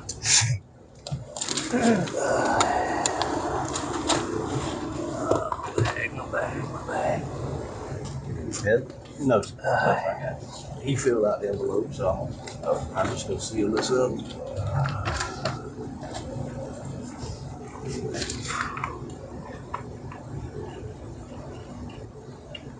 You got it? Give me these grab some. What's that? Evidence. No, Oh, I got okay. evidence tape. I'm getting a Sharpie. I'm gonna set this right by you, Mr. Ken, so I can see what I'm doing.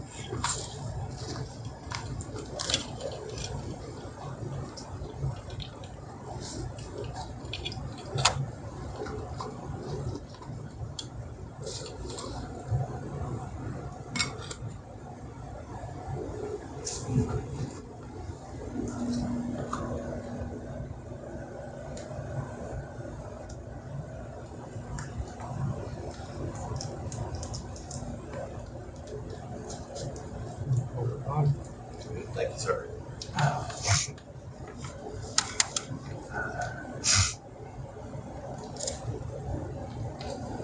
May I have a piece of your gum? Yes, sir. Go right ahead.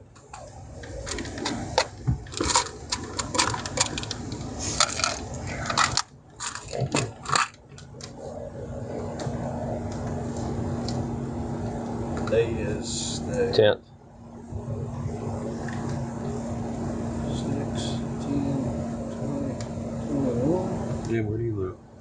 I'm in Columbia. Okay. But I've if you just initial right at the side of me, we seal it together. Right here? Yes, sir. Right there on that red line? Anywhere you want to say initial, anywhere on that tape. Oh, I'm very hard to go back. That's us. I rode by where they were playing that PGA golf tournament. That was a weird looking scene out there. I don't know if y'all rode by there. That's so. No, I haven't. I haven't had time. Nowhere. And Yeah. 1503.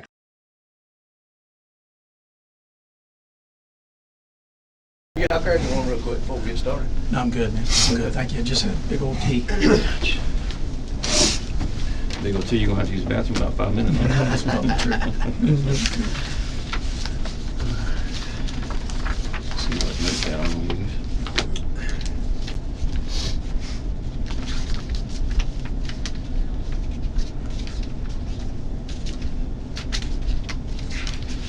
Just gonna do it. Let me just grab it.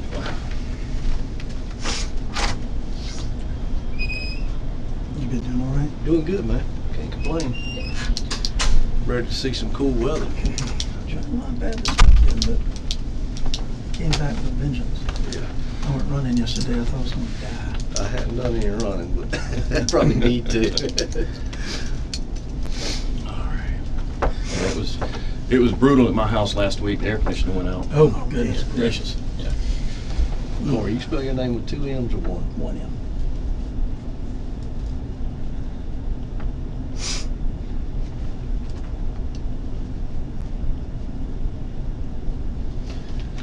All right, sir. Alec, I appreciate you coming in today. Glad to do anything. I understand. I know we got a lot to talk about. I know you have millions of questions. But before we get started with your questions, this has been going on for over 2 months, and we've done a lot of work. I know you have. and I've got some more questions that I need to get clarifications on. Sure. Okay. So we'll start with that. Wait a minute. Whoa, Yes, whoa, sir. whoa. Maybe I'm mistaken. I thought we were coming here so you can update him on what's going on. And I intend to do that as Okay, we go. let's do that first. Okay. All right, let's Well, do that first. The update is I'm doing the investigation, and I have some questions that I would like some answers to. And I mean, certainly if you know, I ask the question, if you don't want to answer it, you don't have to answer it. No, I'm fine with that. Okay. I mean, it's more clarifications of the 2 interviews you've already given me. I totally understand. Okay. just wait 1 second. Yeah. Wait 1 second. All right. I need for you to tell me, are you going to give us information, or are we just here for you to ask questions? Now, I'm going to give you some information. Right. Why can't you give us information first? Some of the information that you're asking about are in my questions. And as we go through, you'll see. Okay. I don't mind it. I don't I mind know you him don't. I know you don't. But I can't. I mean, I'm a friend, but I'm also a lawyer, and I like to know what we're doing. I like to understand what we're talking about.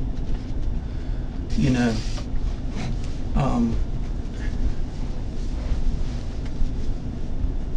Well, I need you to answer this question. Okay. Are you asking him questions to further your investigation, or are you asking him questions because you think that he's a suspect? I need a straight answer. I am asking these questions to further my investigation. All right. Does that mean that you're not asking him these questions as a suspect? Because Go ahead. Say it. because I'm not comfortable with you asking him questions as a suspect when I came here with the thought that you were going to be telling him where you are in the investigation, what it is you've done, seen, uncovered, whatever. That's why we came here. Well, let me respond to your question. It may not be a direct answer that you're looking for, and I've told Alec this when we first met. Any homicide investigation, you start with the closest person and/or the person who found the deceased. Both cases, that's Alec. Everybody stays in that investigation until we can get them out. And right now, because of the questions that I have that I need explanations for, I cannot get Alec out. Okay. All right. That's a reasonable statement. I don't have any problem with that statement. That's fine. I don't read it, but everybody in the United States of America has an opinion on this case. And because I know everybody, I know it's a bunch of bullshit. I can't imagine that y'all are going to be asking about nonsense in the internet. No. All right. No. All right. Well, I mean, just like you, I'm aware of what's out there. yeah. I have not read every article. I don't care to read every article because they're not doing the investigation. That's right. I am. That's right. That's right. All right. Well, you know, Alec, if you're comfortable and you feel okay, Yes. then that's fine. Do But I'm anything to help. all right. That's fine. So I want to go back to Monday morning, and you went to the office. Okay. What time did you go to the office? Who was at your house when you left, and what time did you go to the office? We had been to a ball game that weekend. I don't remember exactly what time. It would have been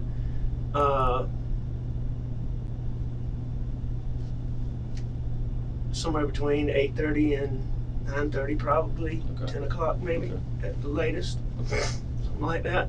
And when I ask about time, I'm not saying it was Understand. 5:11 or something like that. I Totally need understand. ballpark That's as close as you can get to it. And if you need to know exactly when, my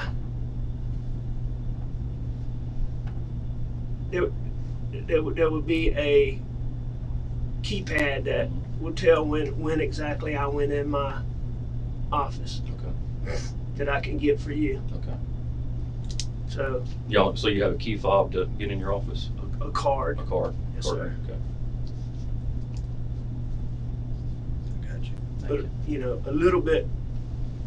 It was probably a little bit on the later side of that. I guess I know Maggie got up early to get out of there because she had an appointment in Charleston. I just don't remember if I left right after she did or I piddled around. Okay. But, and I already know that Paul stayed at John Marvin's that night, so it was just you and Maggie in the house. That's correct. And I know when you were at the office, you were working on motions, and some of those motions you dealt with were for Paul's, the boat accident, or the boat case. I'm not really doing the legal work. I on understand, that. but So, you know, you're Paul's dad, you're a lawyer, you're definitely going to know what's going on. yeah. I mean, so what were those motions? I mean, did it deal with Parker's, or was it the actual boat accident, or? It was the civil case. Okay. Yeah. What time did you leave and get home? Earlier than normal. I'd say 5:30. That's when you left the office? Yes, sir. Okay. What time did Paul get home that night? Me and Paul got there about the same time. Okay. Maybe he was a little bit later than me, or maybe a little bit earlier than me, but it was close to the same time. Okay. And y'all rode around the farm. And I believe you said 2 different trucks or 2 different vehicles. Yes, sir. What were those 2 different vehicles? We rode in the white pickup truck, and we rode in the black pickup truck. In either one of those, did you see any long guns? Take your time. It's okay. Did you see any rifles or shotguns? I don't remember seeing any that day. No, we did have pistols. Yeah, because I know you said you went target practicing.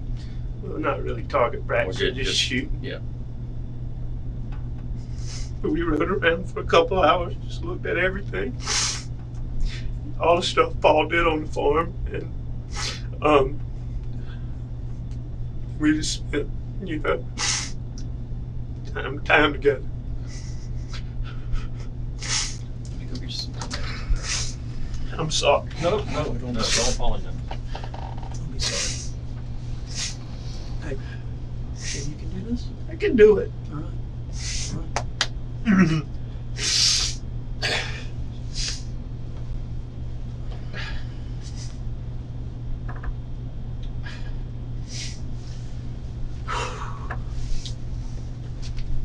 We started out going to look at the sunflowers because he was worried about the sunflowers. Mhm. That was the first thing we looked at, and then we just rode. We just rode and looked at. I mean, we hadn't done it in a while, but we just rode, talked, and rode, talked, What did y'all talk about? everything, you know, just. One of the main things, he'd been having trouble, his feet had swelled up, and we were worried about blood pressure and stress on him, and I mean, he handled all this stuff so amazingly, but I mean, we were just so worried about it. But I mean, we talked about that, we talked about the farm, we just talked about everything. Had Paul been seeing a doctor for the feet? No, sir. Were y'all trying to get him to go? Trying to get him to go. And he was resistant? Yeah, he had been resistant, but much less so after his feet swelled up. I mean, he'd been having all kind of little problems, but much less after his feet swelled up. As parents, I'm sure you and Maggie stayed on him about going. How did he respond to you? To going out? No, going to the doctor. He didn't. When y'all talked about it. He's very resistant. Very, very resistant. I mean, we talked to him about seeing a doctor, about the stresses of everything with the boat wreck. He didn't think he needed to do that. I mean, we tried to watch him really closely. But he was resistant. What time did Maggie get back home that night? Later.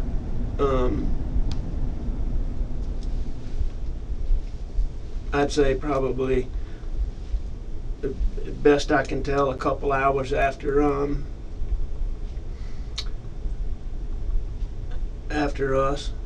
we got there.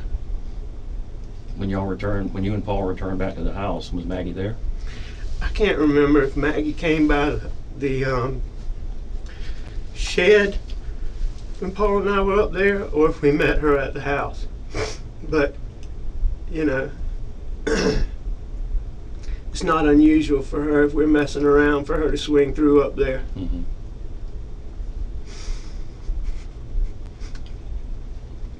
But Maggie wasn't supposed to be coming home. I've since found out she was worried about me, and me worried about my dad. Mm-hmm. And so she came home. Where was she going to stay that night? At Edisto. We were having work done down there. And I wasn't 100%, but it's pretty well she was going to stay at Edisto. So it kind of surprised you that she came back? That didn't totally surprise me. She'd let me know earlier that she was coming home. But then I found out later why she came home. She was concerned for you? Sir. What time did y'all sit down and eat dinner? Not too long after that. Blanc had made dinner. And so the three of us ate dinner together. What was the conversation around the dinner table? Normal. Regular stuff. I mean, I can't tell you exactly, but... How was Maggie's appointment in Charleston that day? I think it had gone good. We didn't really get the chance to talk about it in detail. Mm-hmm. She'd been having a couple little medical issues. I can't even remember which one. It wasn't anything huge. I can't remember exactly which one she went for.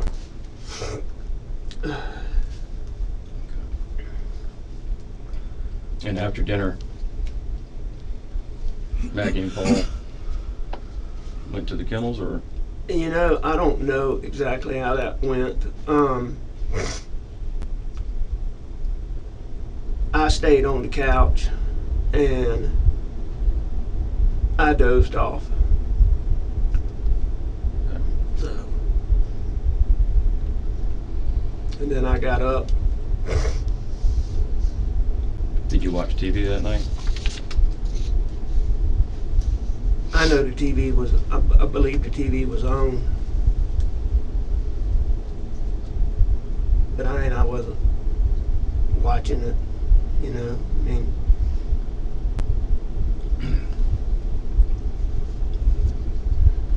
There is a video on Paul's phone of you and him on the farm that night. And you were in khaki pants and a dress shirt. You were playing with a tree. I don't remember playing with a tree. Yeah. I guess there was a tree sapling or something that had fallen over or bending over, and you were trying to get it to stand up. But I mean, the question in that is, when I met you that night, you were in shorts and a t-shirt. At what point in that evening did you change clothes? I'm not sure. You know, it would have been... Before dinner or after dinner? No, it would have been What time of day was that? I would have thought I had already changed. There's not a timestamp on it because there's so many posts, but I want to say it looks to be about dusk. So that would have been 7:30, 8 o'clock. I guess I changed when I got back to the house.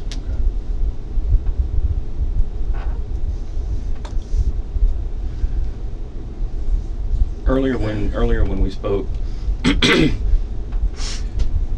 and you talked about waking up from your nap and going to check on your mother, and you tried to call Maggie and you tried to call Paul, and then you sent them sent Maggie a text that you were going to check on your mother. You also told me that Maggie didn't normally go with you to check on your mother, but that she might ride that night. Did you go by and check on her? Go by and check on my mom? Maggie, before you left to go? No, I didn't. You didn't? With her not responding to you, and thinking that she might ride with you, why didn't you? I don't remember having plans that Maggie was going to ride with me. But maybe she had told me that she was that night. I don't recall that. I don't remember that specifically, but I mean, it wasn't, she didn't normally go with me.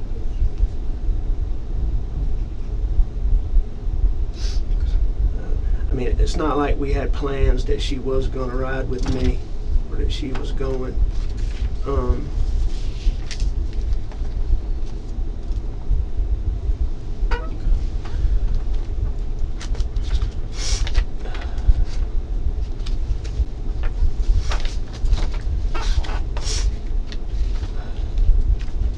Did you grab those maps? Here they are. Yeah. So, these are just some maps that I pulled off of Google. Okay.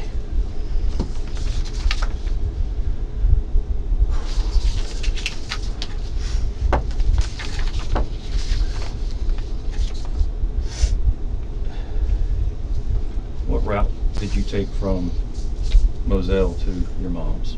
I would have gone to the right on Moselle Road, 63, into Varnville, turn left on the road right before 278, 601, and then in front of the school, turn right. That's how I believe I went.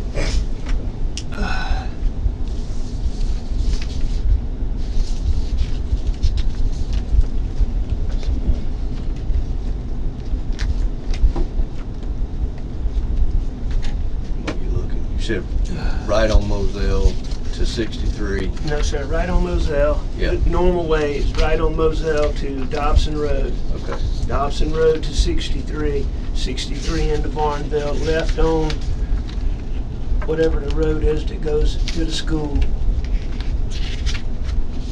Right. And then either 63 or left on the road that goes down and then on 63.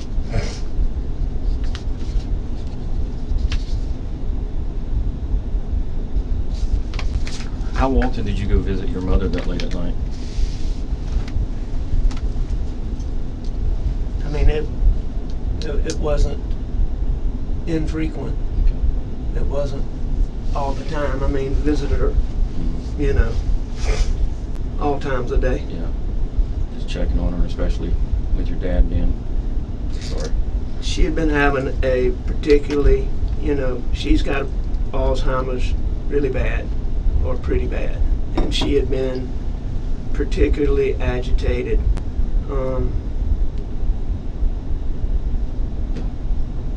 You know, with him not being there, and you know, I checked on her more in the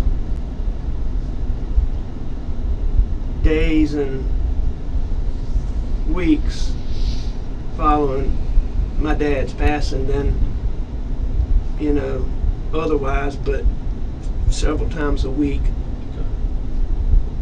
you know, any time. How long would you say you were at your mom's that night? 45 minutes, an hour. And you left and went back home. Did you make any stops on the way? On the way there, On the way to your mom's or on your return trip back home? stops. No, I didn't go anywhere. I went straight there. I did not. No, sir. When earlier in the day, when you were down at the shed in the kennels with Paul, did y'all discuss any injuries to any dogs? Did he and I? No, but Rogan Gibson told me about the dog's tail, Okay. and somebody saying his leg was broken. Which one's his dog? It's a chocolate puppy, I think. Okay. Was the leg broken? Not that I know of. I can certainly see why something might be wrong with his tail, because when I was out there, he was chasing his tail and putting it through the fence and trying to grab it. Yes, sir. So it was all that puppy energy. When you got back to Moselle,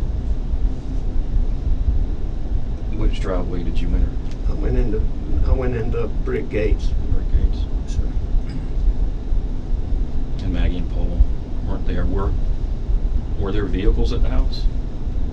Yes, sir. How did they get down there that night? I was hoping you were going to be able to tell me that. The only thing that I can come up with is that black truck.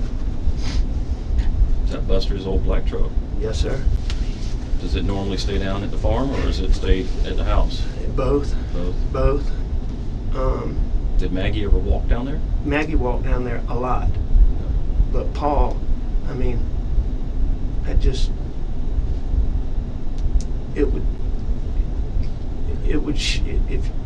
you showed me some proof that Paul walked down there that night, I would be surprised. Yeah.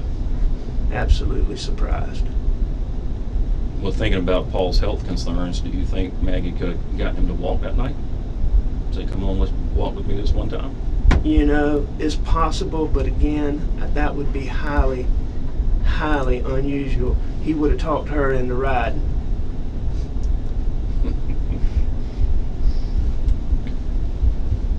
Been highly unusual for him to walk.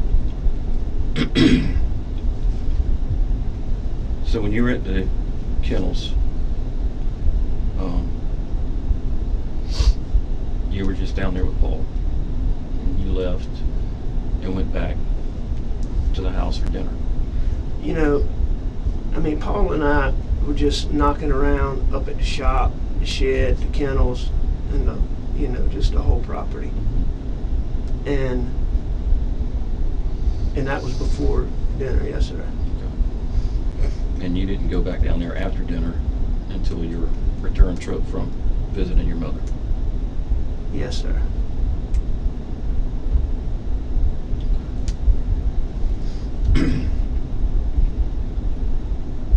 I've got information that Paul was on the phone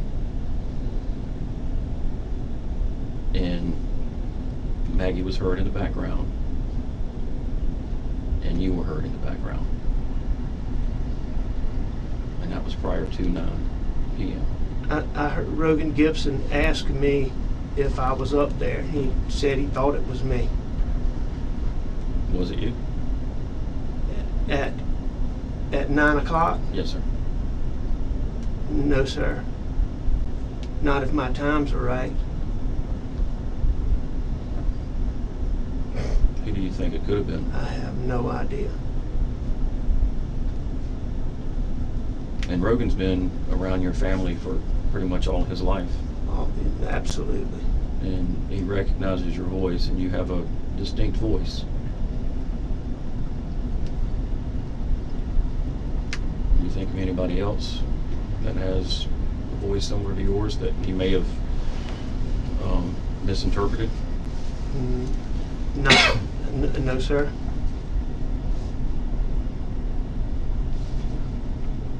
I mean, he asked me that, so, and I mean, he had told me that he thought I was up there. Did that surprise you? Yes, sir.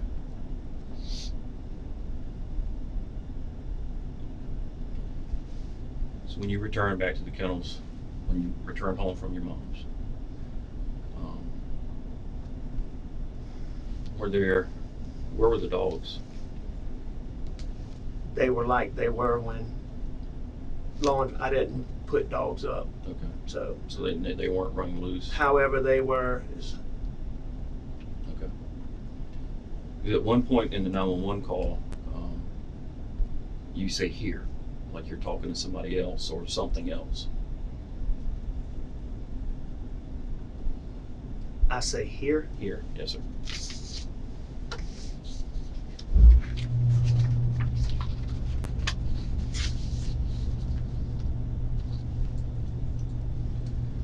So the dispatcher is asking you if they're breathing, and you said no. And she asked did you see anyone else in the area, and you said no. She asked about guns near them, and you said no. And then you kind of stutter and start moving around, and you said here.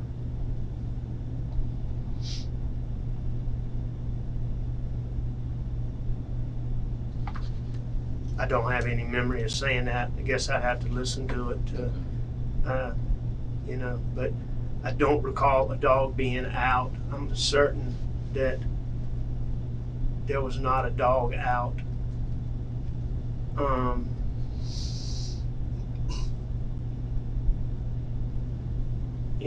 I mean, there's other things people have told me about that 911 call that I don't remember.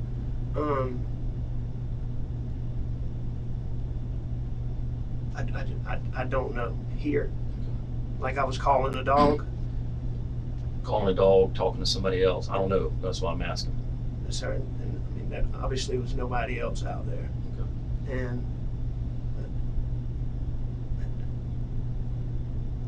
I'm certain that there was not a dog loose. But I don't remember saying anything about Buster would know. Something about threats. Mm-hmm. I was asked about that later, if I had information about, or that Buster had information about threats, that I had said he would know.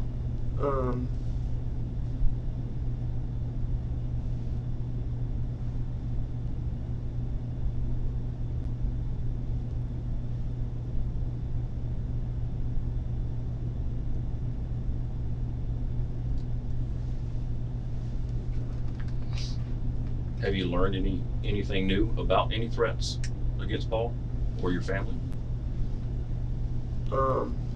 Nothing really new, no sir. Outside of things that Randy's told you, or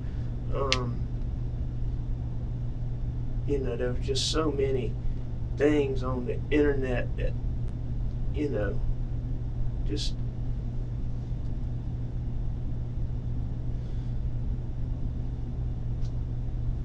but nothing new, no sir.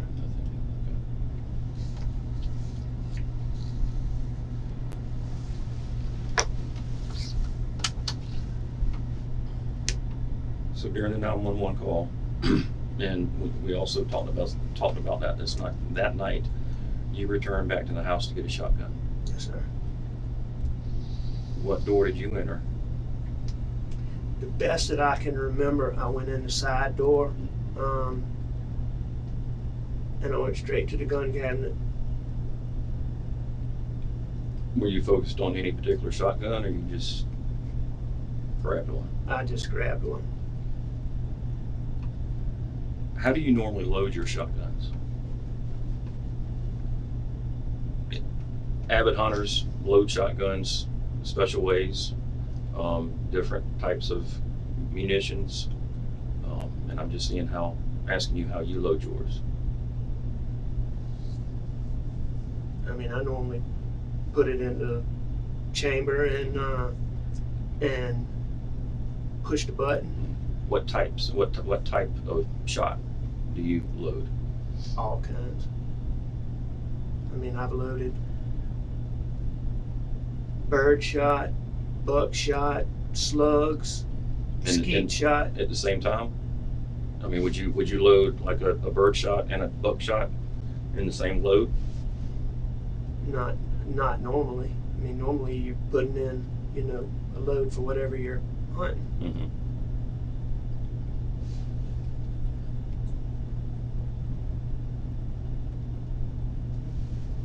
The reason I'm asking about that, the shot shells that we recovered that night, one was a turkey load, one was a buckshot. I understood that. The shotgun that you had with you that night, there was a bird shot and a buckshot.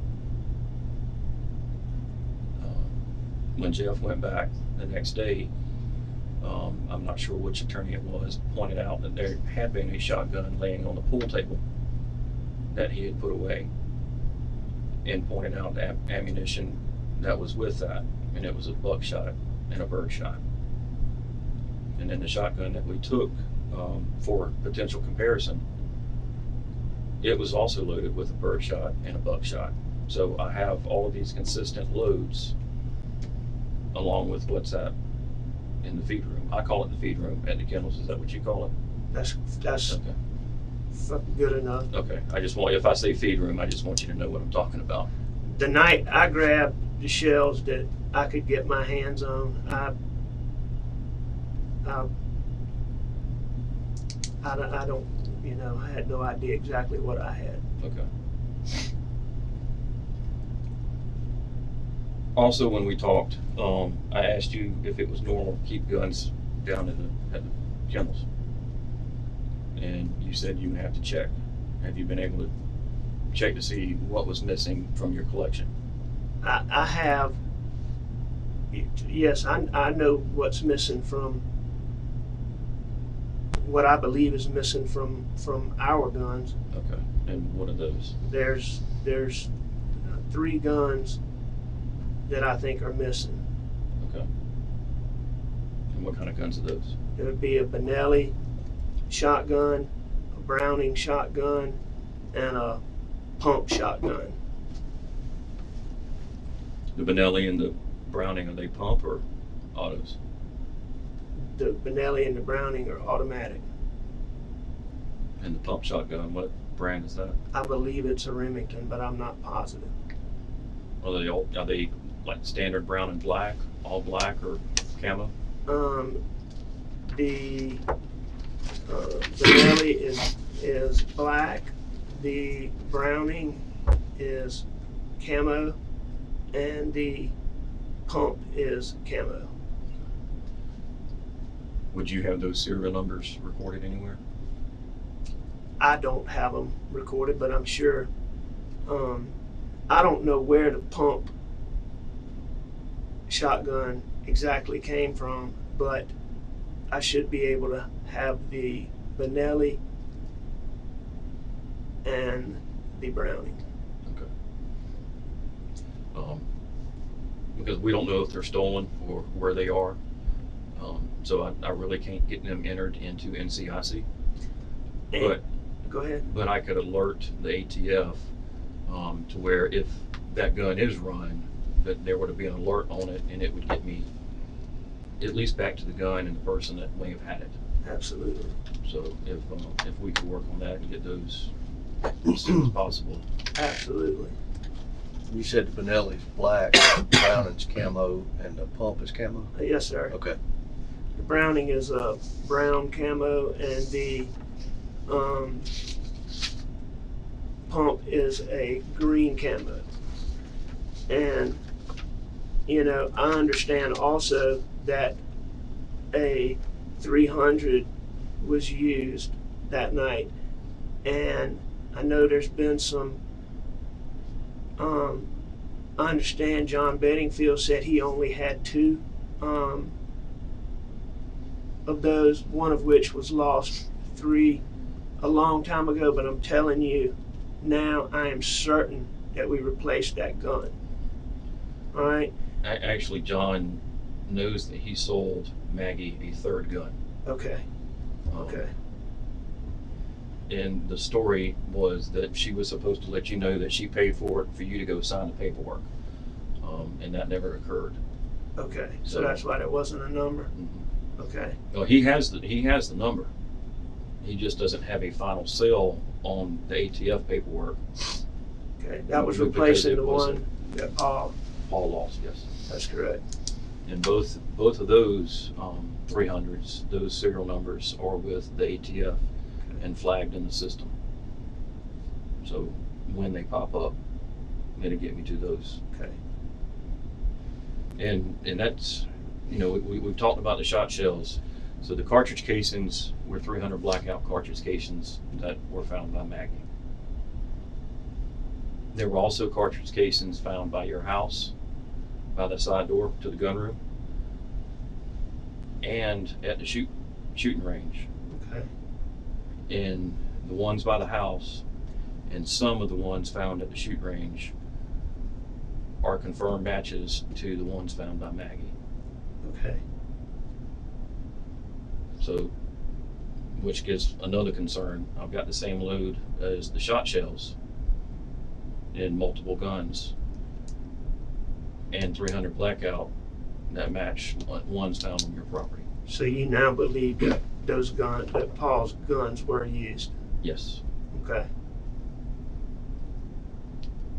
and missing. And I understand that somebody had seen that gun recently, but, you know, and I'd asked Buster about it. I believe that gun has been gone since back before Christmas. Mm-hmm. Nolan Dude.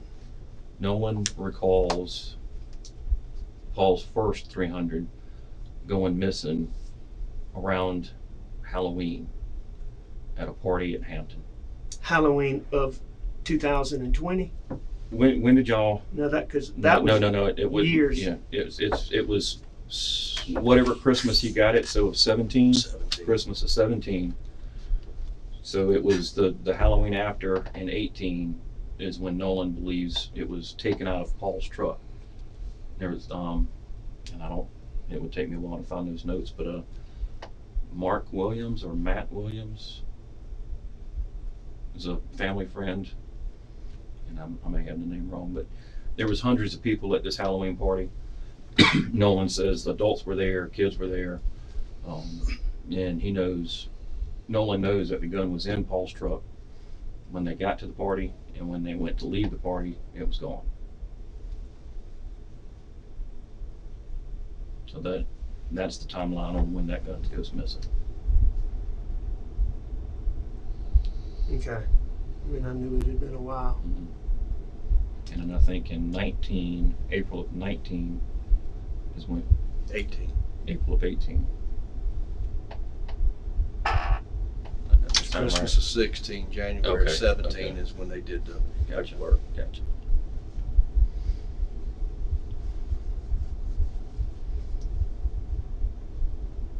Another part in the 911 call, you made the comment, "I should have known."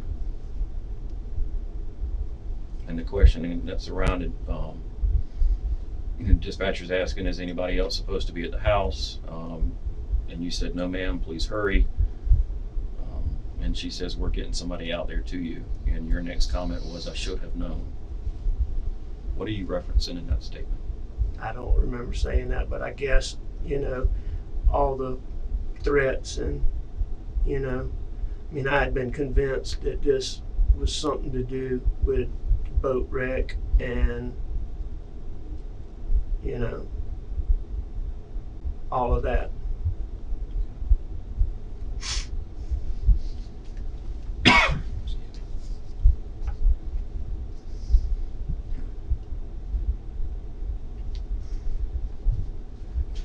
Paul ever get physical with you? Ever get into a heated argument and get physical? One time, I mean, a little bit where he wouldn't listen to me. Did you ever get physical with him? No, sir.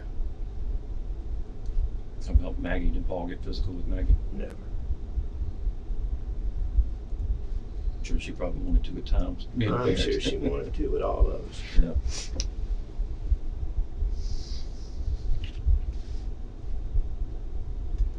And the one time Paul did that, he had had too much to drink. Mm-hmm. In a very isolated incident. Where was that? Was that at Moselle or Edisto? That was at Moselle. So that was pretty recent. No, sir. It had been a while.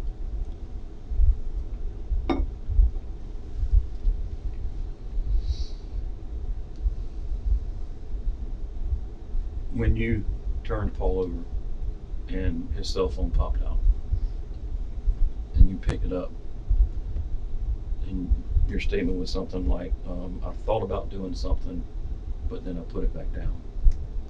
And that was the interview, our first interview. What were your intentions with the phone? I don't know. I mean, when I went up to him and the phone came out, I don't remember having intentions of doing anything with the phone.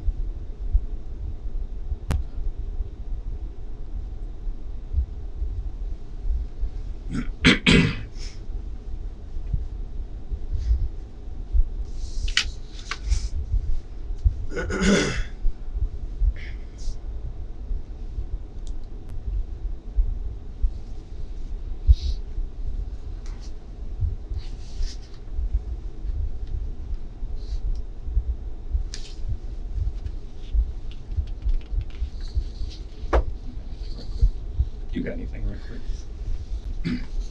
Going back to when y'all ate dinner together after Miss Maggie got home and you and Paul got back from riding around. Yes, sir. Can you estimate about how long y'all would have been at the dinner table or ate at the dinner table? I mean, it wasn't any long drawn out dinner. You know, just. I mean, just a guess. Is it, you said there was conversation at the dinner table, but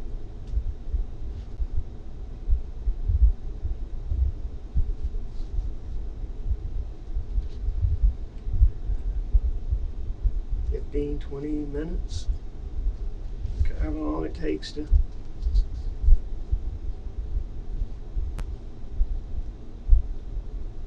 Best guess. okay.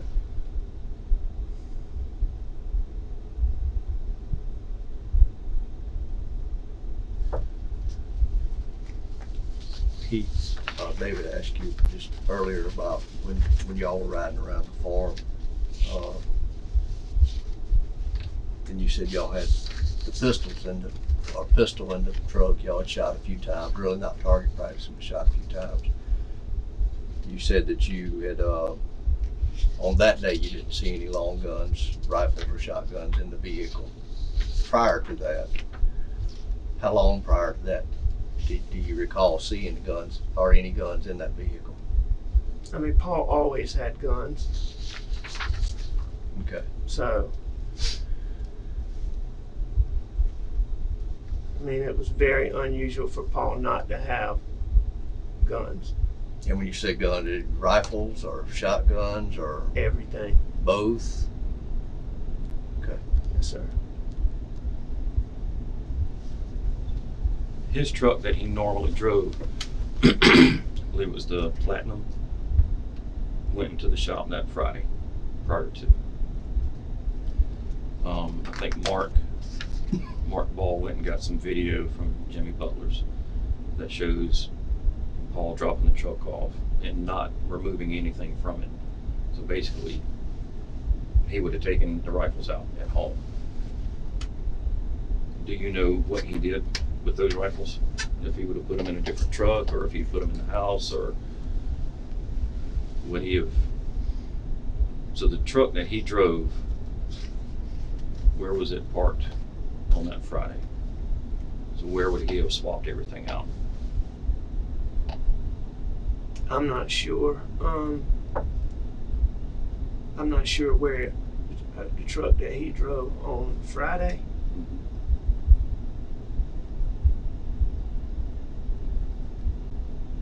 What truck did he swap out from? I think when he went to Charleston, Dale said that he helped hook up the boat to one of the white Fords. And I know one's a gas and one's a diesel. So it wouldn't have been the gas truck going to Charleston.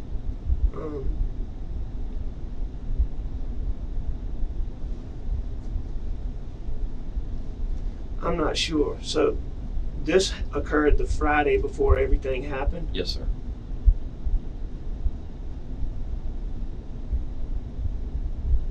I'm not sure. On Friday, I had gone to stay in the hospital with my dad. I don't believe that I saw Paul.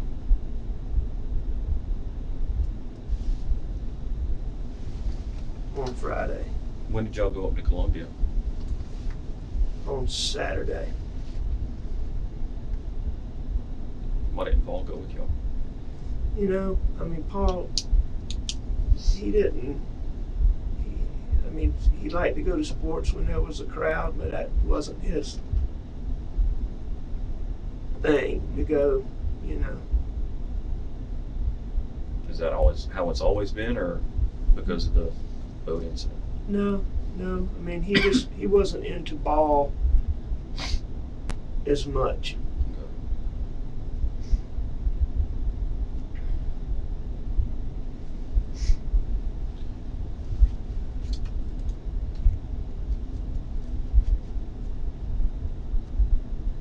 One thing that I'm trying to understand is your timeline.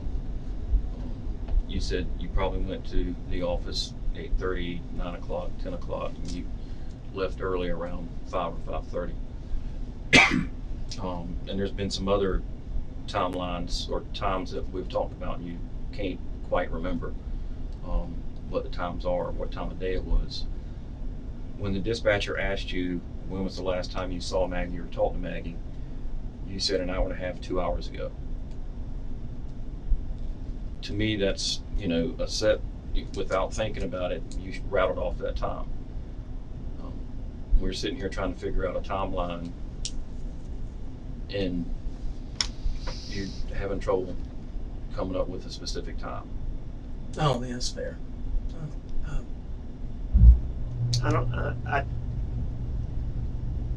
Tell me again what I said to the dispatcher.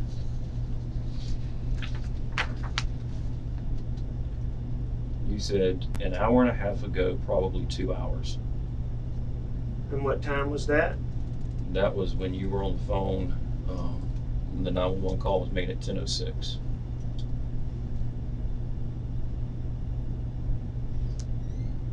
So given 2 hours back, that would have been 8.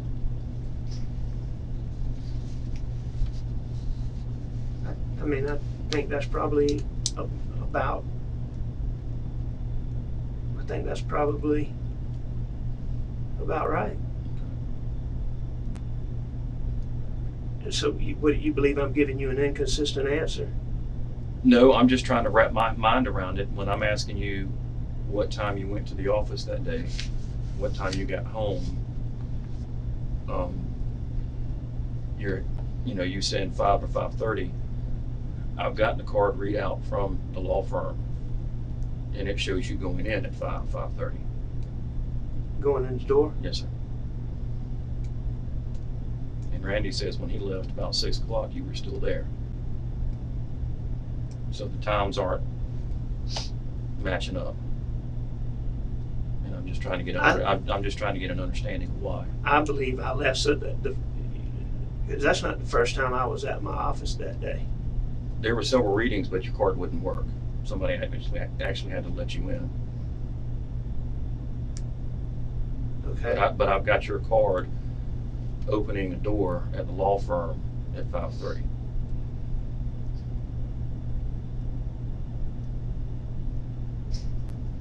And then Randy saying when he left at 6, you were still there. I'm trying to understand. You know, I left the office earlier than I normally do. What's your normal time to leave? I mean, it's not unusual for me to be there till dark. You know, I try to get home when Maggie's home, you know, before dark.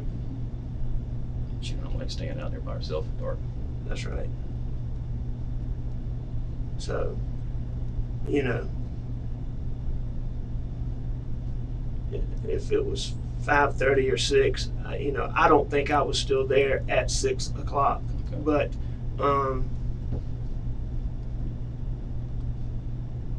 you know, if I was, it wasn't long after that. Okay. So, you know, I believe that I went straight home.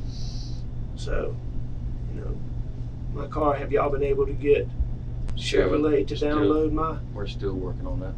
Okay. That's a long process. Well, I mean,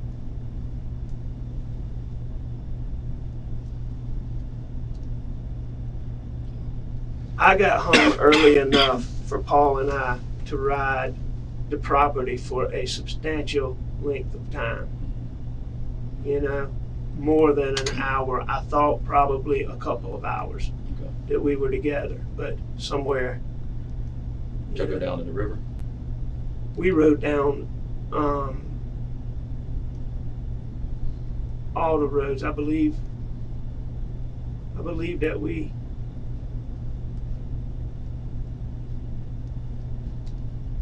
I mean, we rode all over. Okay. We rode all over. Excuse me.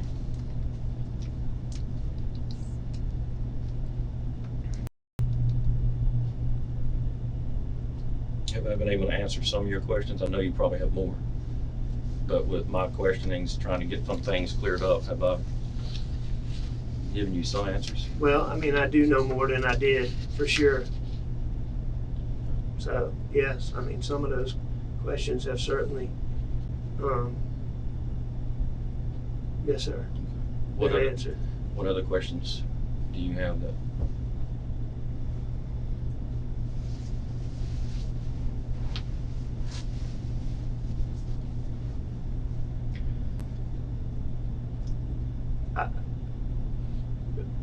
I would like to know exactly what happened.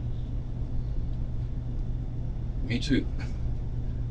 The best that I've been able to put together. Tell me, looks like. Go ahead, I'm sorry.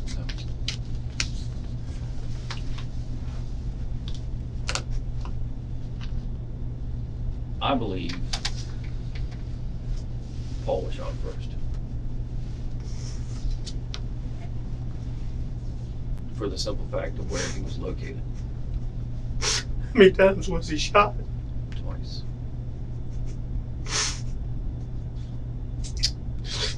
I thought he shot Maggie first because I could tell that he shot her in the back of the head.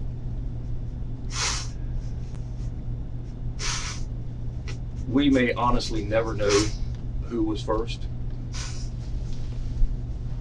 but I think it was Paul, for the simple fact he wouldn't have, if he saw his mother getting shot, he wouldn't have run to that feed room.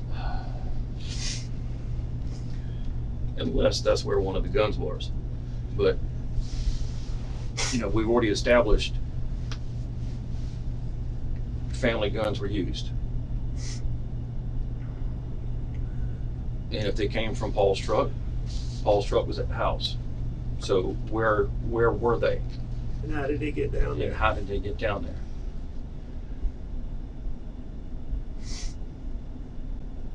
I mean, it's normal for y'all to leave your keys in the cars. However, if somebody showed up and did this, You're not going to take Paul's truck back to the house and leave the key in it. I mean, do you know that the guns were in the truck? I mean, could they have been somewhere else? They could have been somewhere else. I mean, he didn't have his normal truck. And I understand that Nolan Tootin believes he saw the gun 3 weeks beforehand. Mm-hmm. And I haven't talked to him, but is he believes it was the one that, not the one that was at the house?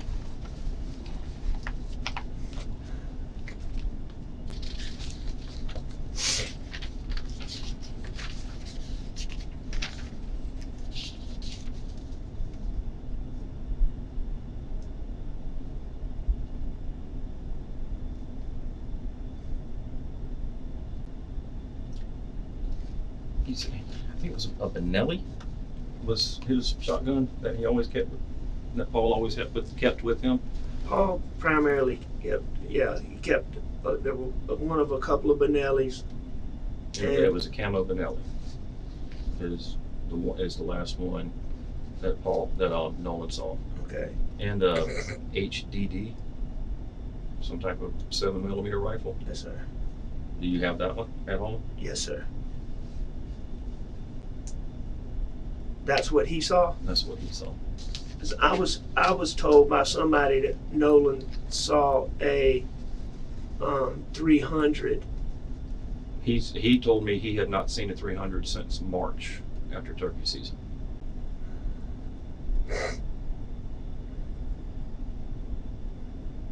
Okay, well, then somebody. But those were the go-to guns, and those were the last ones that he saw. The He said he had- HDD and the. And Benelli. He had not seen the 300 since March during turkey season.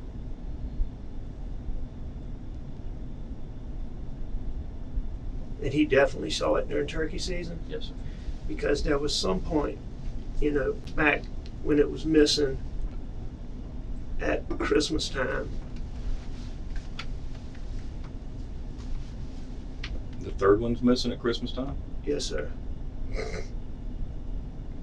So,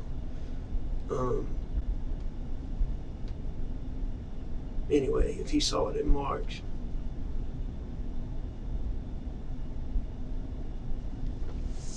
Did y'all get any kind of forensic off of anything that y'all found? That just the rain and the. I mean, we got plenty of DNA from the scene, but Yeah. it's Nolan's, it's Rogan's, it's Alex, it's Paul's, it's Maggie's, it's Buster's. Everybody's been up there. David, can you tell me for sure? Did either one of them live after they were shot the first time? Not long. What does that mean? The shooting happened very quickly. Very quickly.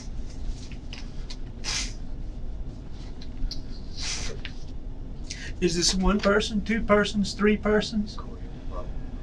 Step out just 1 second. I've got two guns.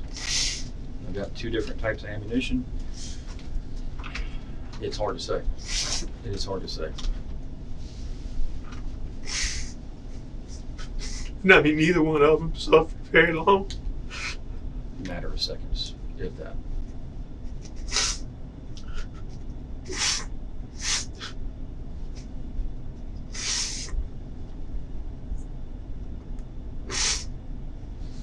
Thank you.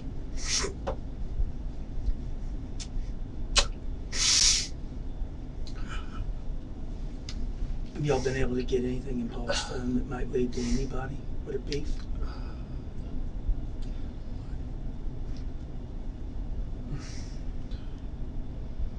Let me ask you this question. It comes from Randy. Mhm. I feel like I didn't even talk to you about this, It's okay. but they get a lot of friends Mhm. in the community.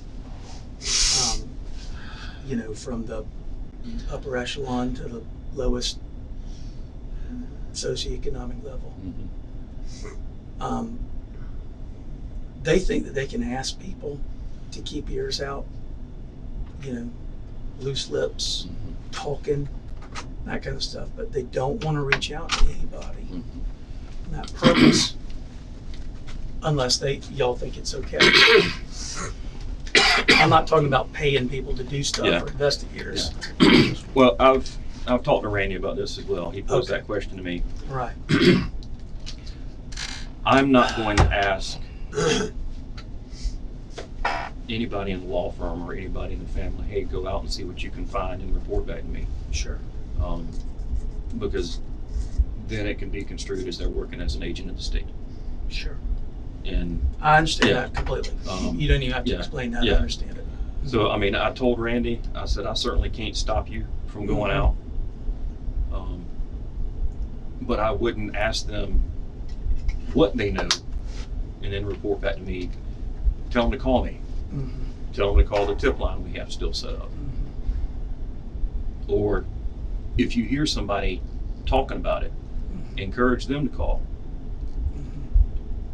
Or give me the name and I'll go call. Okay. I hear what you're saying. So David, we don't have not anything substantive that really makes you think, hey, this is a good. No, sir. We don't, like I said, the only DNA we have are family and close friends. We don't have any fingerprints.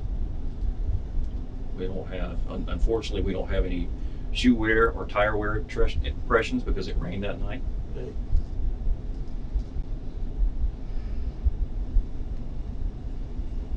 The only thing that we can go off of are the cell tower dumps, or I know the FBI was out and they were out on your property on Friday riding around trying to get some cell phone data. Unfortunately, all of that takes time. And y'all had to send because his vehicle's new, you had to send that off? Yes, sir. So it's not like when we hire experts and they come in and just download it. It's 2021 and they don't have the systems for it yet. Gotcha. But they're creating a system Really? from what I understand. Okay. Now, I don't know exactly how the OnStar thing works. I know how the control module does, but this is something different, right? Or is it all contained in the same thing? There are two different systems that we took out. Yeah. One is OnStar and the other one is the telemetry system or infotainment center. Yeah. And the FBI says there is information there. Yeah. They just have to be able to extract it and put it in a report. Sure. Okay. So you're just waiting for yes, that? I'm waiting. I'm waiting on the search warrant from OnStar Okay. to see what kind of information they can give me. Good. Well, There's you need if us signing something expedites that.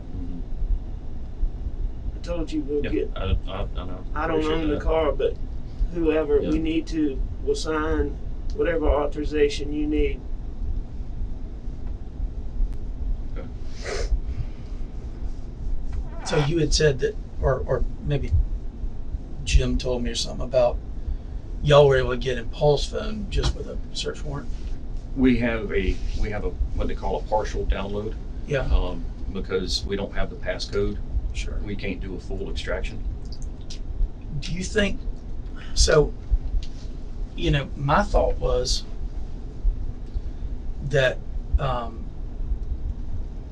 don't know who's required to authorize Apple to open it. Mm-hmm. I know there was that big thing where they weren't going to do it. Yes, sir. For whatever case. But I thought that if we, I think Maggie owned the phone. I think it was in her name. The account was in her name. Well, you have to have your own separate iCloud account for each phone. And we've done that for Maggie's, Paul's, and Alex. Okay. iCloud accounts. Yeah. To see if there's anything in there. Yeah. There was nothing in Paul's. I'm still waiting on Maggie's. Maggie did back hers up Mhm. and stuff. I know that. So Does that mean Paul didn't back his up? Probably. Damn. But what my thought was, and I don't know if this is even possible, but if if we get the estate and we get the personal representative, who is now the authorized person, to authorize it to be opened. I mean, surrounded by 100 lawyers, we can get a probate done like that, and I can have the powers of appointment done in 2 days, and we can authorize whatever it is you need to open. And that might be beneficial. So I think Randy and I, or somebody and I, had talked about that before. Yeah, well, and I said I'd do it. Any of us can do it. Who would be the representative? Just somebody at the law firm? Probably one of your brothers, I would think. For Maggie and Paul's estate, Yeah. probably me, or I mean, one of I'll my do brothers. it. But whoever it is, it doesn't matter. Whoever it is will do whatever y'all need to do to. No, it won't be anybody that'll be uncooperative. Okay. Well, I mean, if y'all would go ahead and start working on that, All right. and we'll reach out to Apple and figure out how we get that accomplished. All right. Because gotta be something in there. Gotta be something in there. I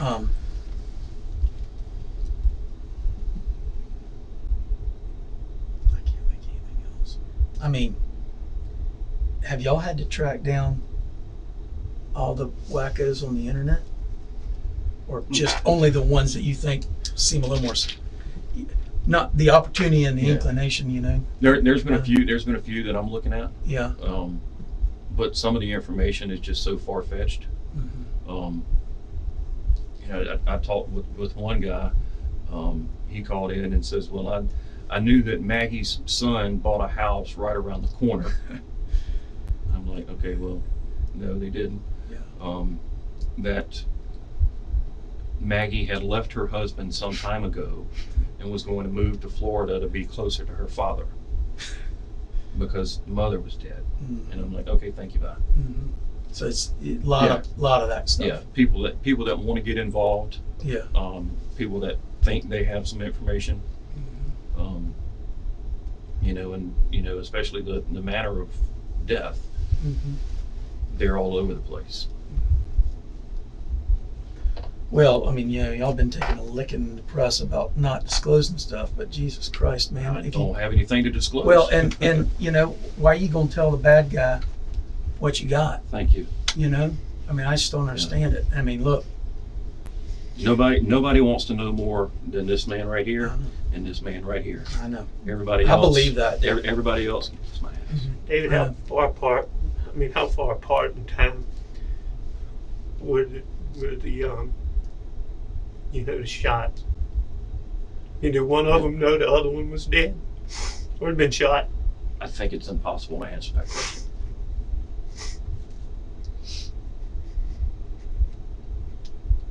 I think it is impossible. But you certain Paul was shot first?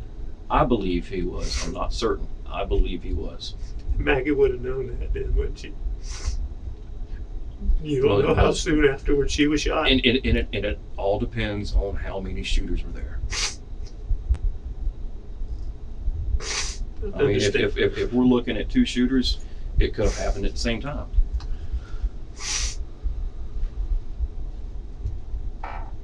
If we're looking at one shooter, it would have happened.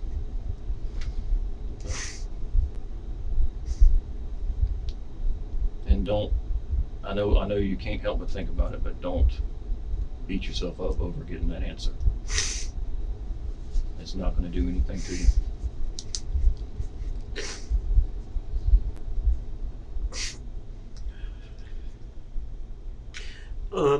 When I asked you, now that you've talked to me, are you willing to, if some of my family, Maggie's mom and dad or sister, are you willing to talk to them? Yes, sir. Okay. And I'll meet them wherever they want to. It would be easier if you could meet them at the house. closer to them. Yeah. No, I mean, I live in Charleston, so it's nothing for me to shoot up to Somerville and meet with the Brandstetters.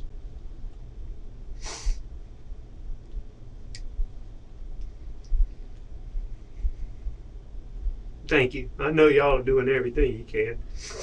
And I don't take any personal offense at asking me these questions. I know you got to do what you got to do. Well, I mean, and I hate to give any credence to the media, but with the media I understand. keep throwing you in there, then You gotta ask the questions. if I can get every bit of evidence possible that's going to exonerate. When you get my car stuff, that'll help.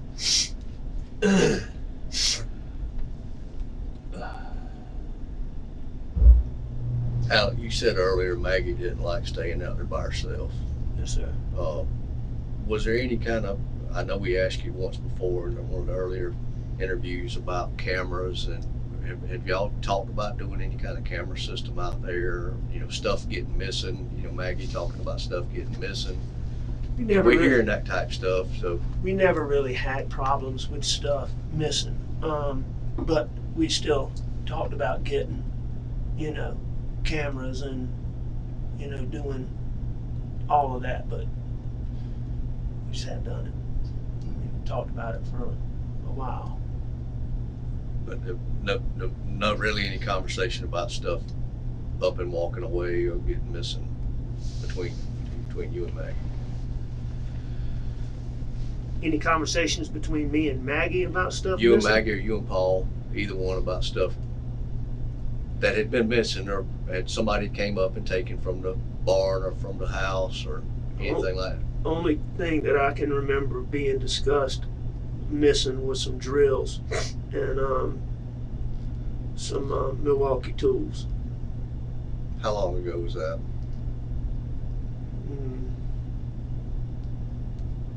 Couple of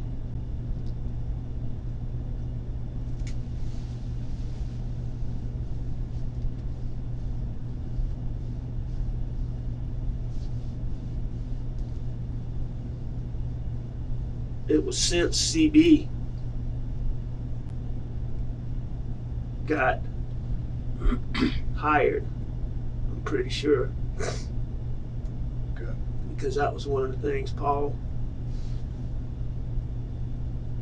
when he was looking for him, was going to ask CB. And I'd had a boy working out there for just a short period named Matt Luce.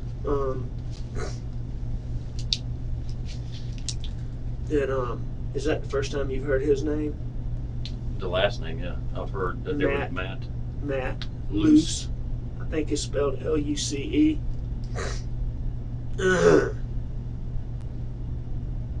he basically did what CB does now. No, Or something. he came in and was, just trying to, because I didn't have anybody working out there, just to kind of keep things from getting totally out of control. Mhm. He came in and,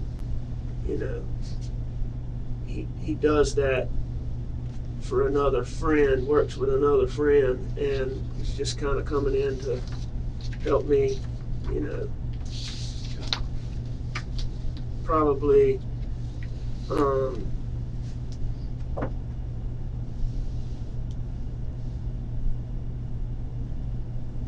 I believe he probably would have been there in the late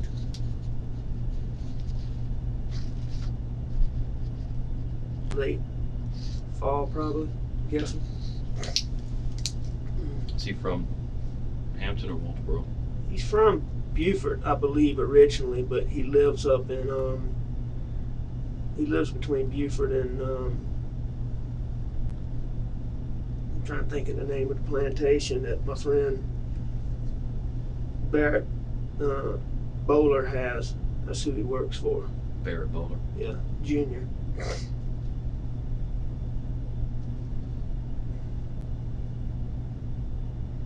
Yeah, spell it. It's Boulware is how it Boulware. looks. Okay. Boulware.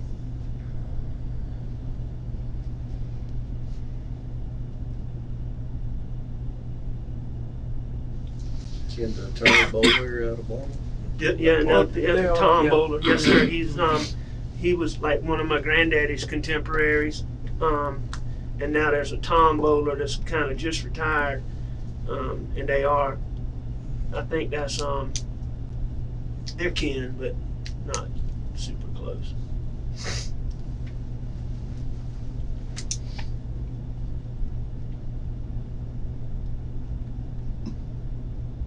How old is Matt? Ish. I'd say he's 35, something like that. Maybe. Do you still have his number? Yeah, I'm pretty sure I have his number in my phone.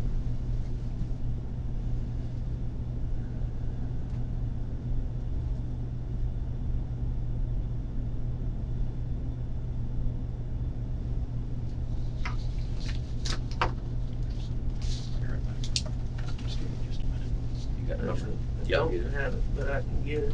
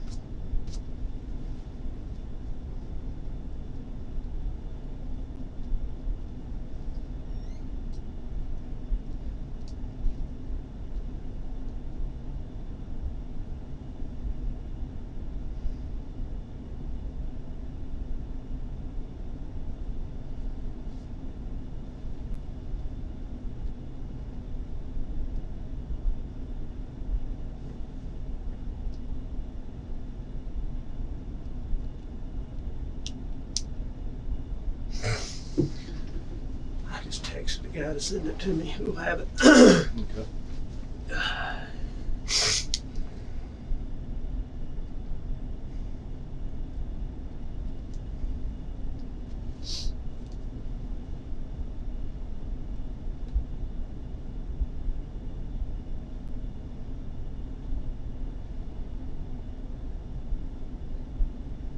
Can you think of anything else you want to talk, ask questions about? All right. Off the top of my head.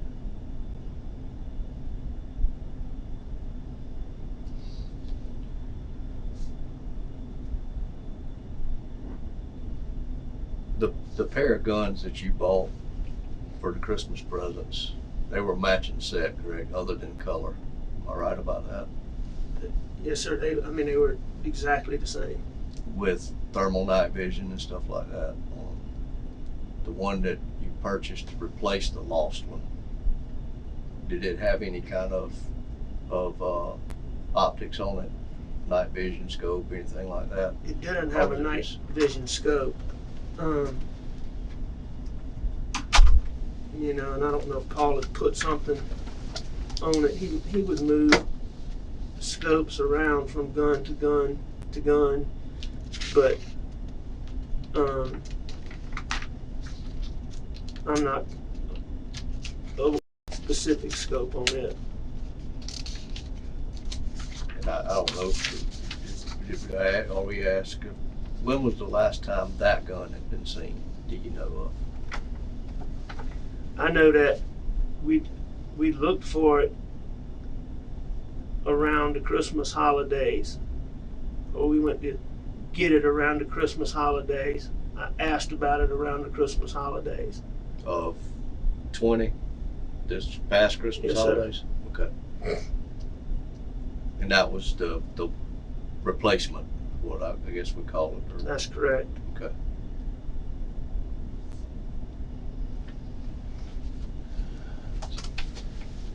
Still trying to figure this out. I cannot exclude the boat incident and those involved. I know that y'all are currently going through the civil portion. How far had that progressed?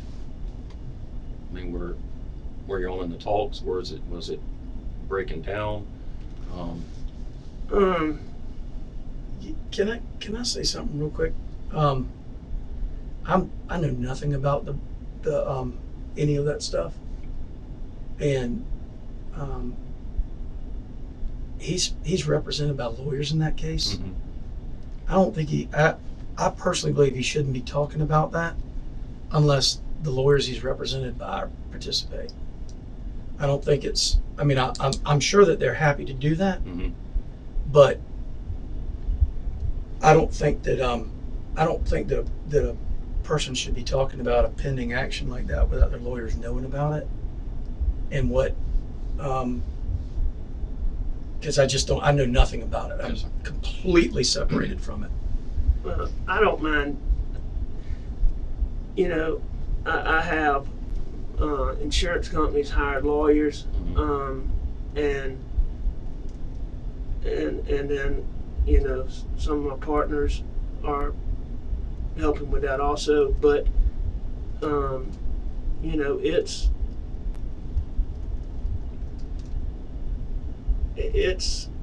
made some progress. You know, it's still unresolved, but it's not in its initial stages Mhm. by any means. Okay. And what I'm getting at with this, you know, it's in progress. I just want to make sure that it's not make sure. Bad word there.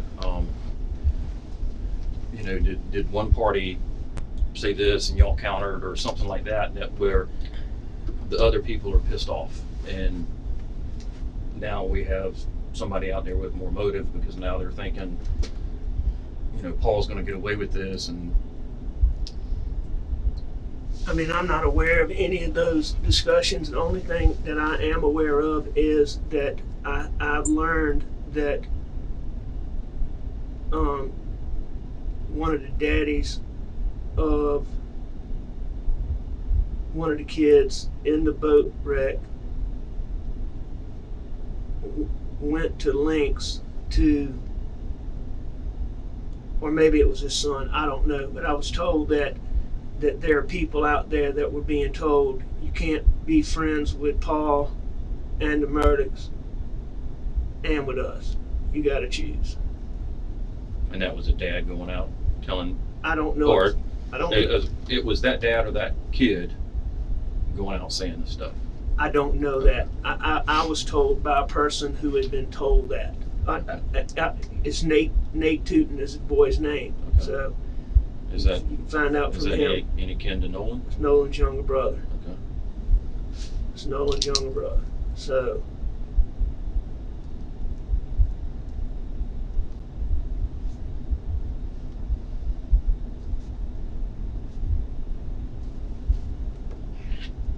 I'm gonna answer this Yes, if sir. y'all don't mind. Buster and I have a deal. Buster?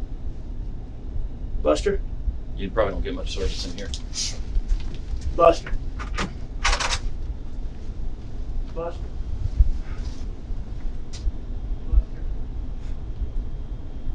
If you go outside, hit that green button on the right.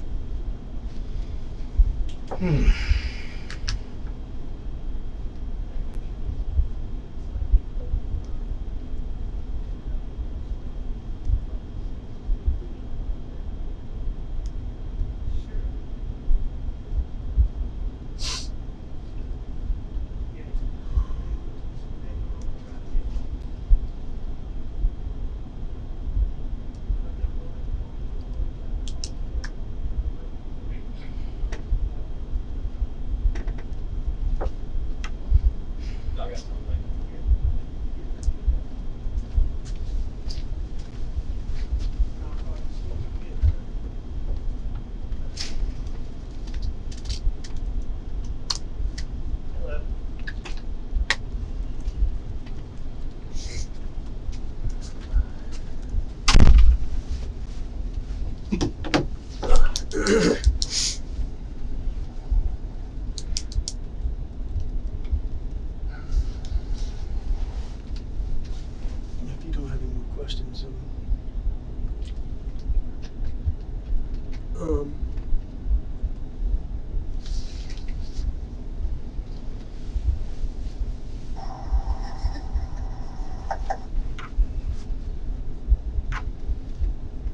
This is the Snapchat video that I'm talking about from Paul's phone. Okay. So it just kind of brings back here. Okay, I tell you what. Yeah, we were laughing about that because he's laughing because I'd gone to great lengths to try to. That tree had gotten knocked over, and I'd gone to great lengths to try to get it to, be upright. Okay. And Was that night? Because the friends that we talked to said it was posted that night.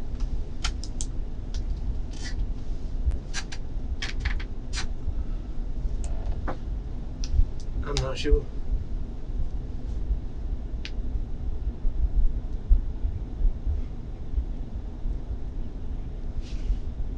Somebody's phone on? Sorry? Somebody's phone on? No, it's somebody's phone. I hear like somebody talking in the background. No. Okay. Like it was a call that had dropped or something.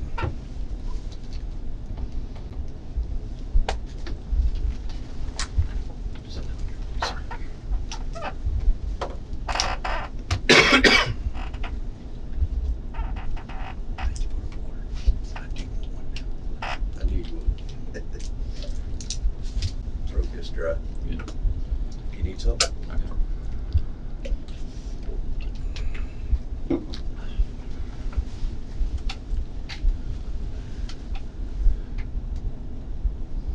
Anybody from the boat or their family that you've heard or know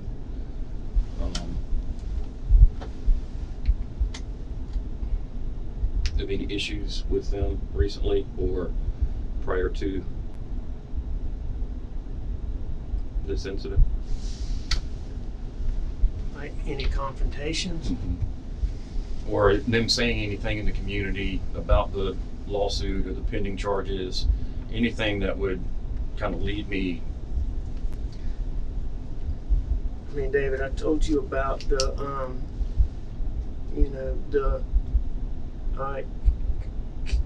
Kenya tree horn. A month or so, maybe 6 weeks before this happened, called me, just all out of sorts, and told me, I told you about that, Yes, sir. right? We've interviewed her, yes, sir. So, I mean, she said she'd heard it from 2 different places that family from the boat wreck was, it was over the top that I really didn't, pay it a bunch of attention.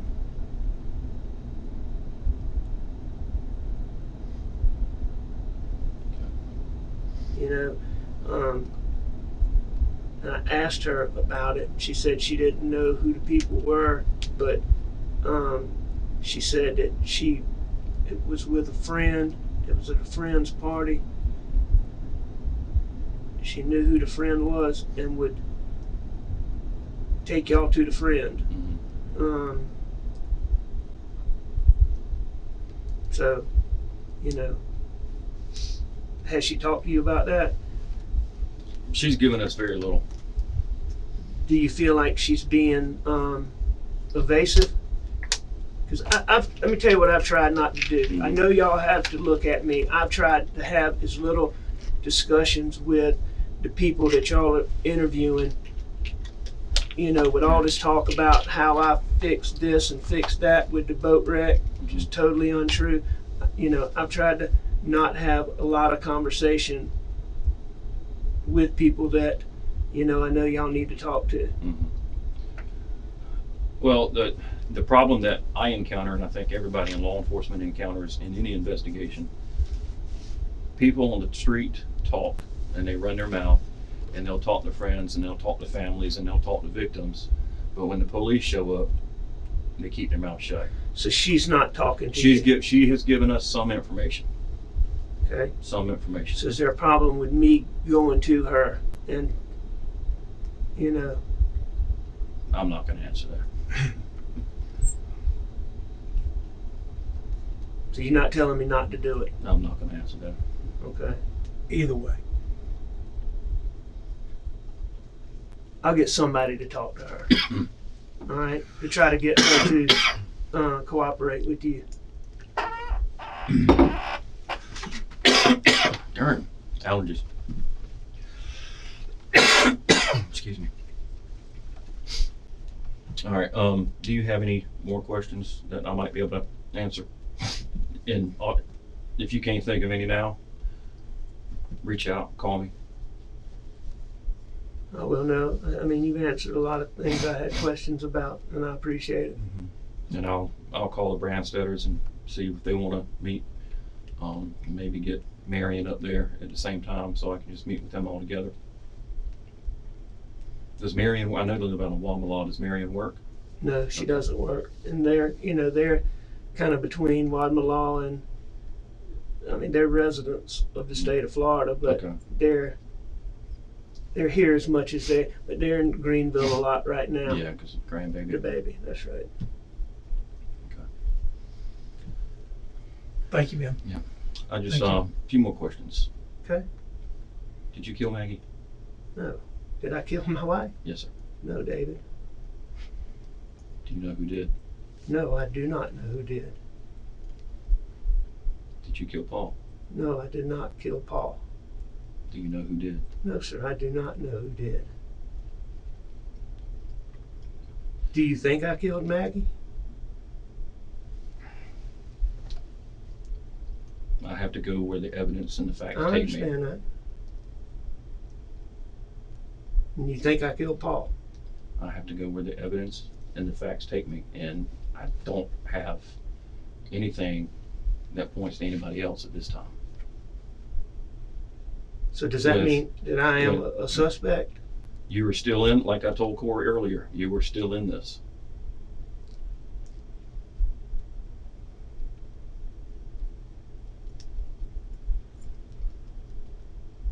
With everything that we've talked about, with the family guns, the ammunition,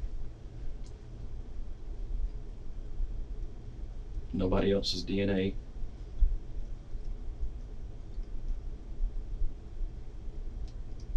I have to put my beliefs aside and go with the facts.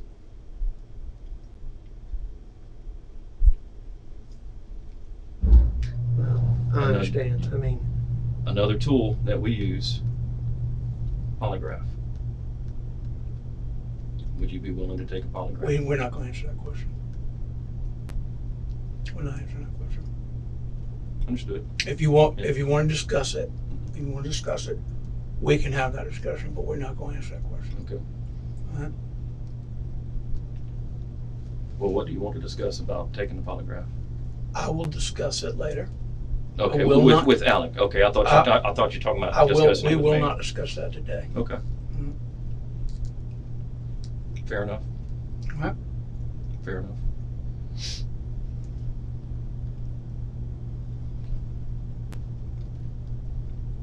Any more questions, sir?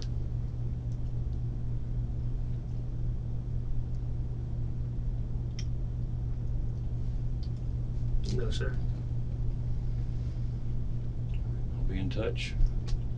Walk If outside. you, Walk outside. Let me finish talking to you. if you have a question, if you have any questions, don't hesitate to call me. Okay. I'll meet you at the car, okay? Thank you. Did you want to take your mask in case you need it later? Yeah. Thank you.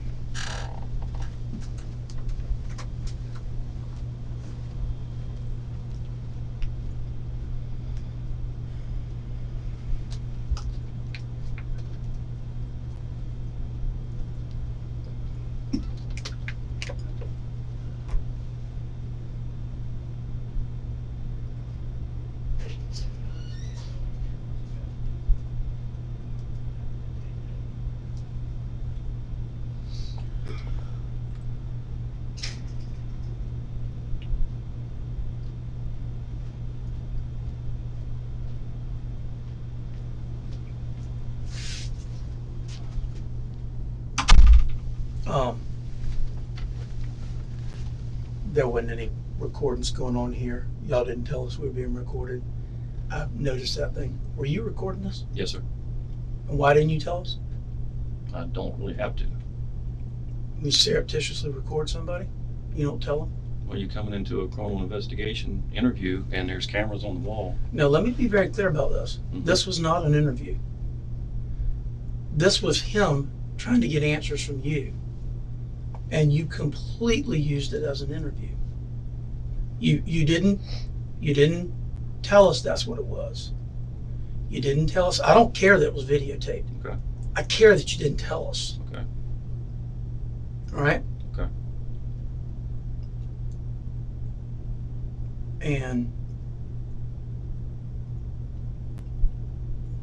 Well, and to be fair, in my communications with Alec, Mhm. he said he had questions, and I said, well, I do too. When you get back from my last conversation with him, Mhm. was when you get back from the Keys, Mhm. call me, and we'll schedule a time so we can have that discussion. Mhm. This is the first time I've talked to you. This is the first time I've met you.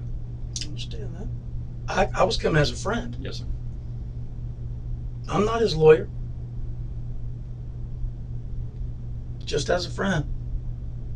Okay. Well, thank you. Me? Anyway.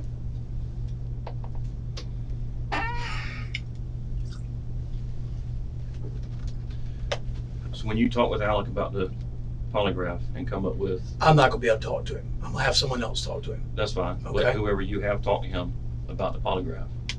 Mhm. Just remind them or let them know this is what I'm saying.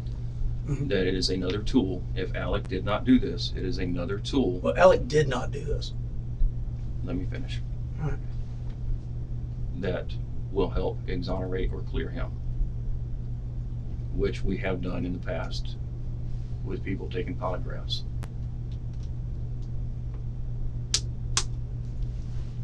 I can't advise him. Yeah, I'm not asking you to. All right. Can't advise him. And I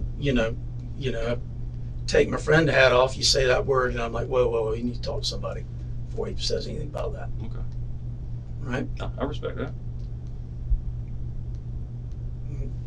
Is that a split cup? Yes, sir. I'll get that to work. All right, gentlemen. Y'all keep working, please. Yes, sir. All right. Every day. All right. Take care. Thank you, Take Corey. care. Y'all be safe. Okay? Thank you. All right.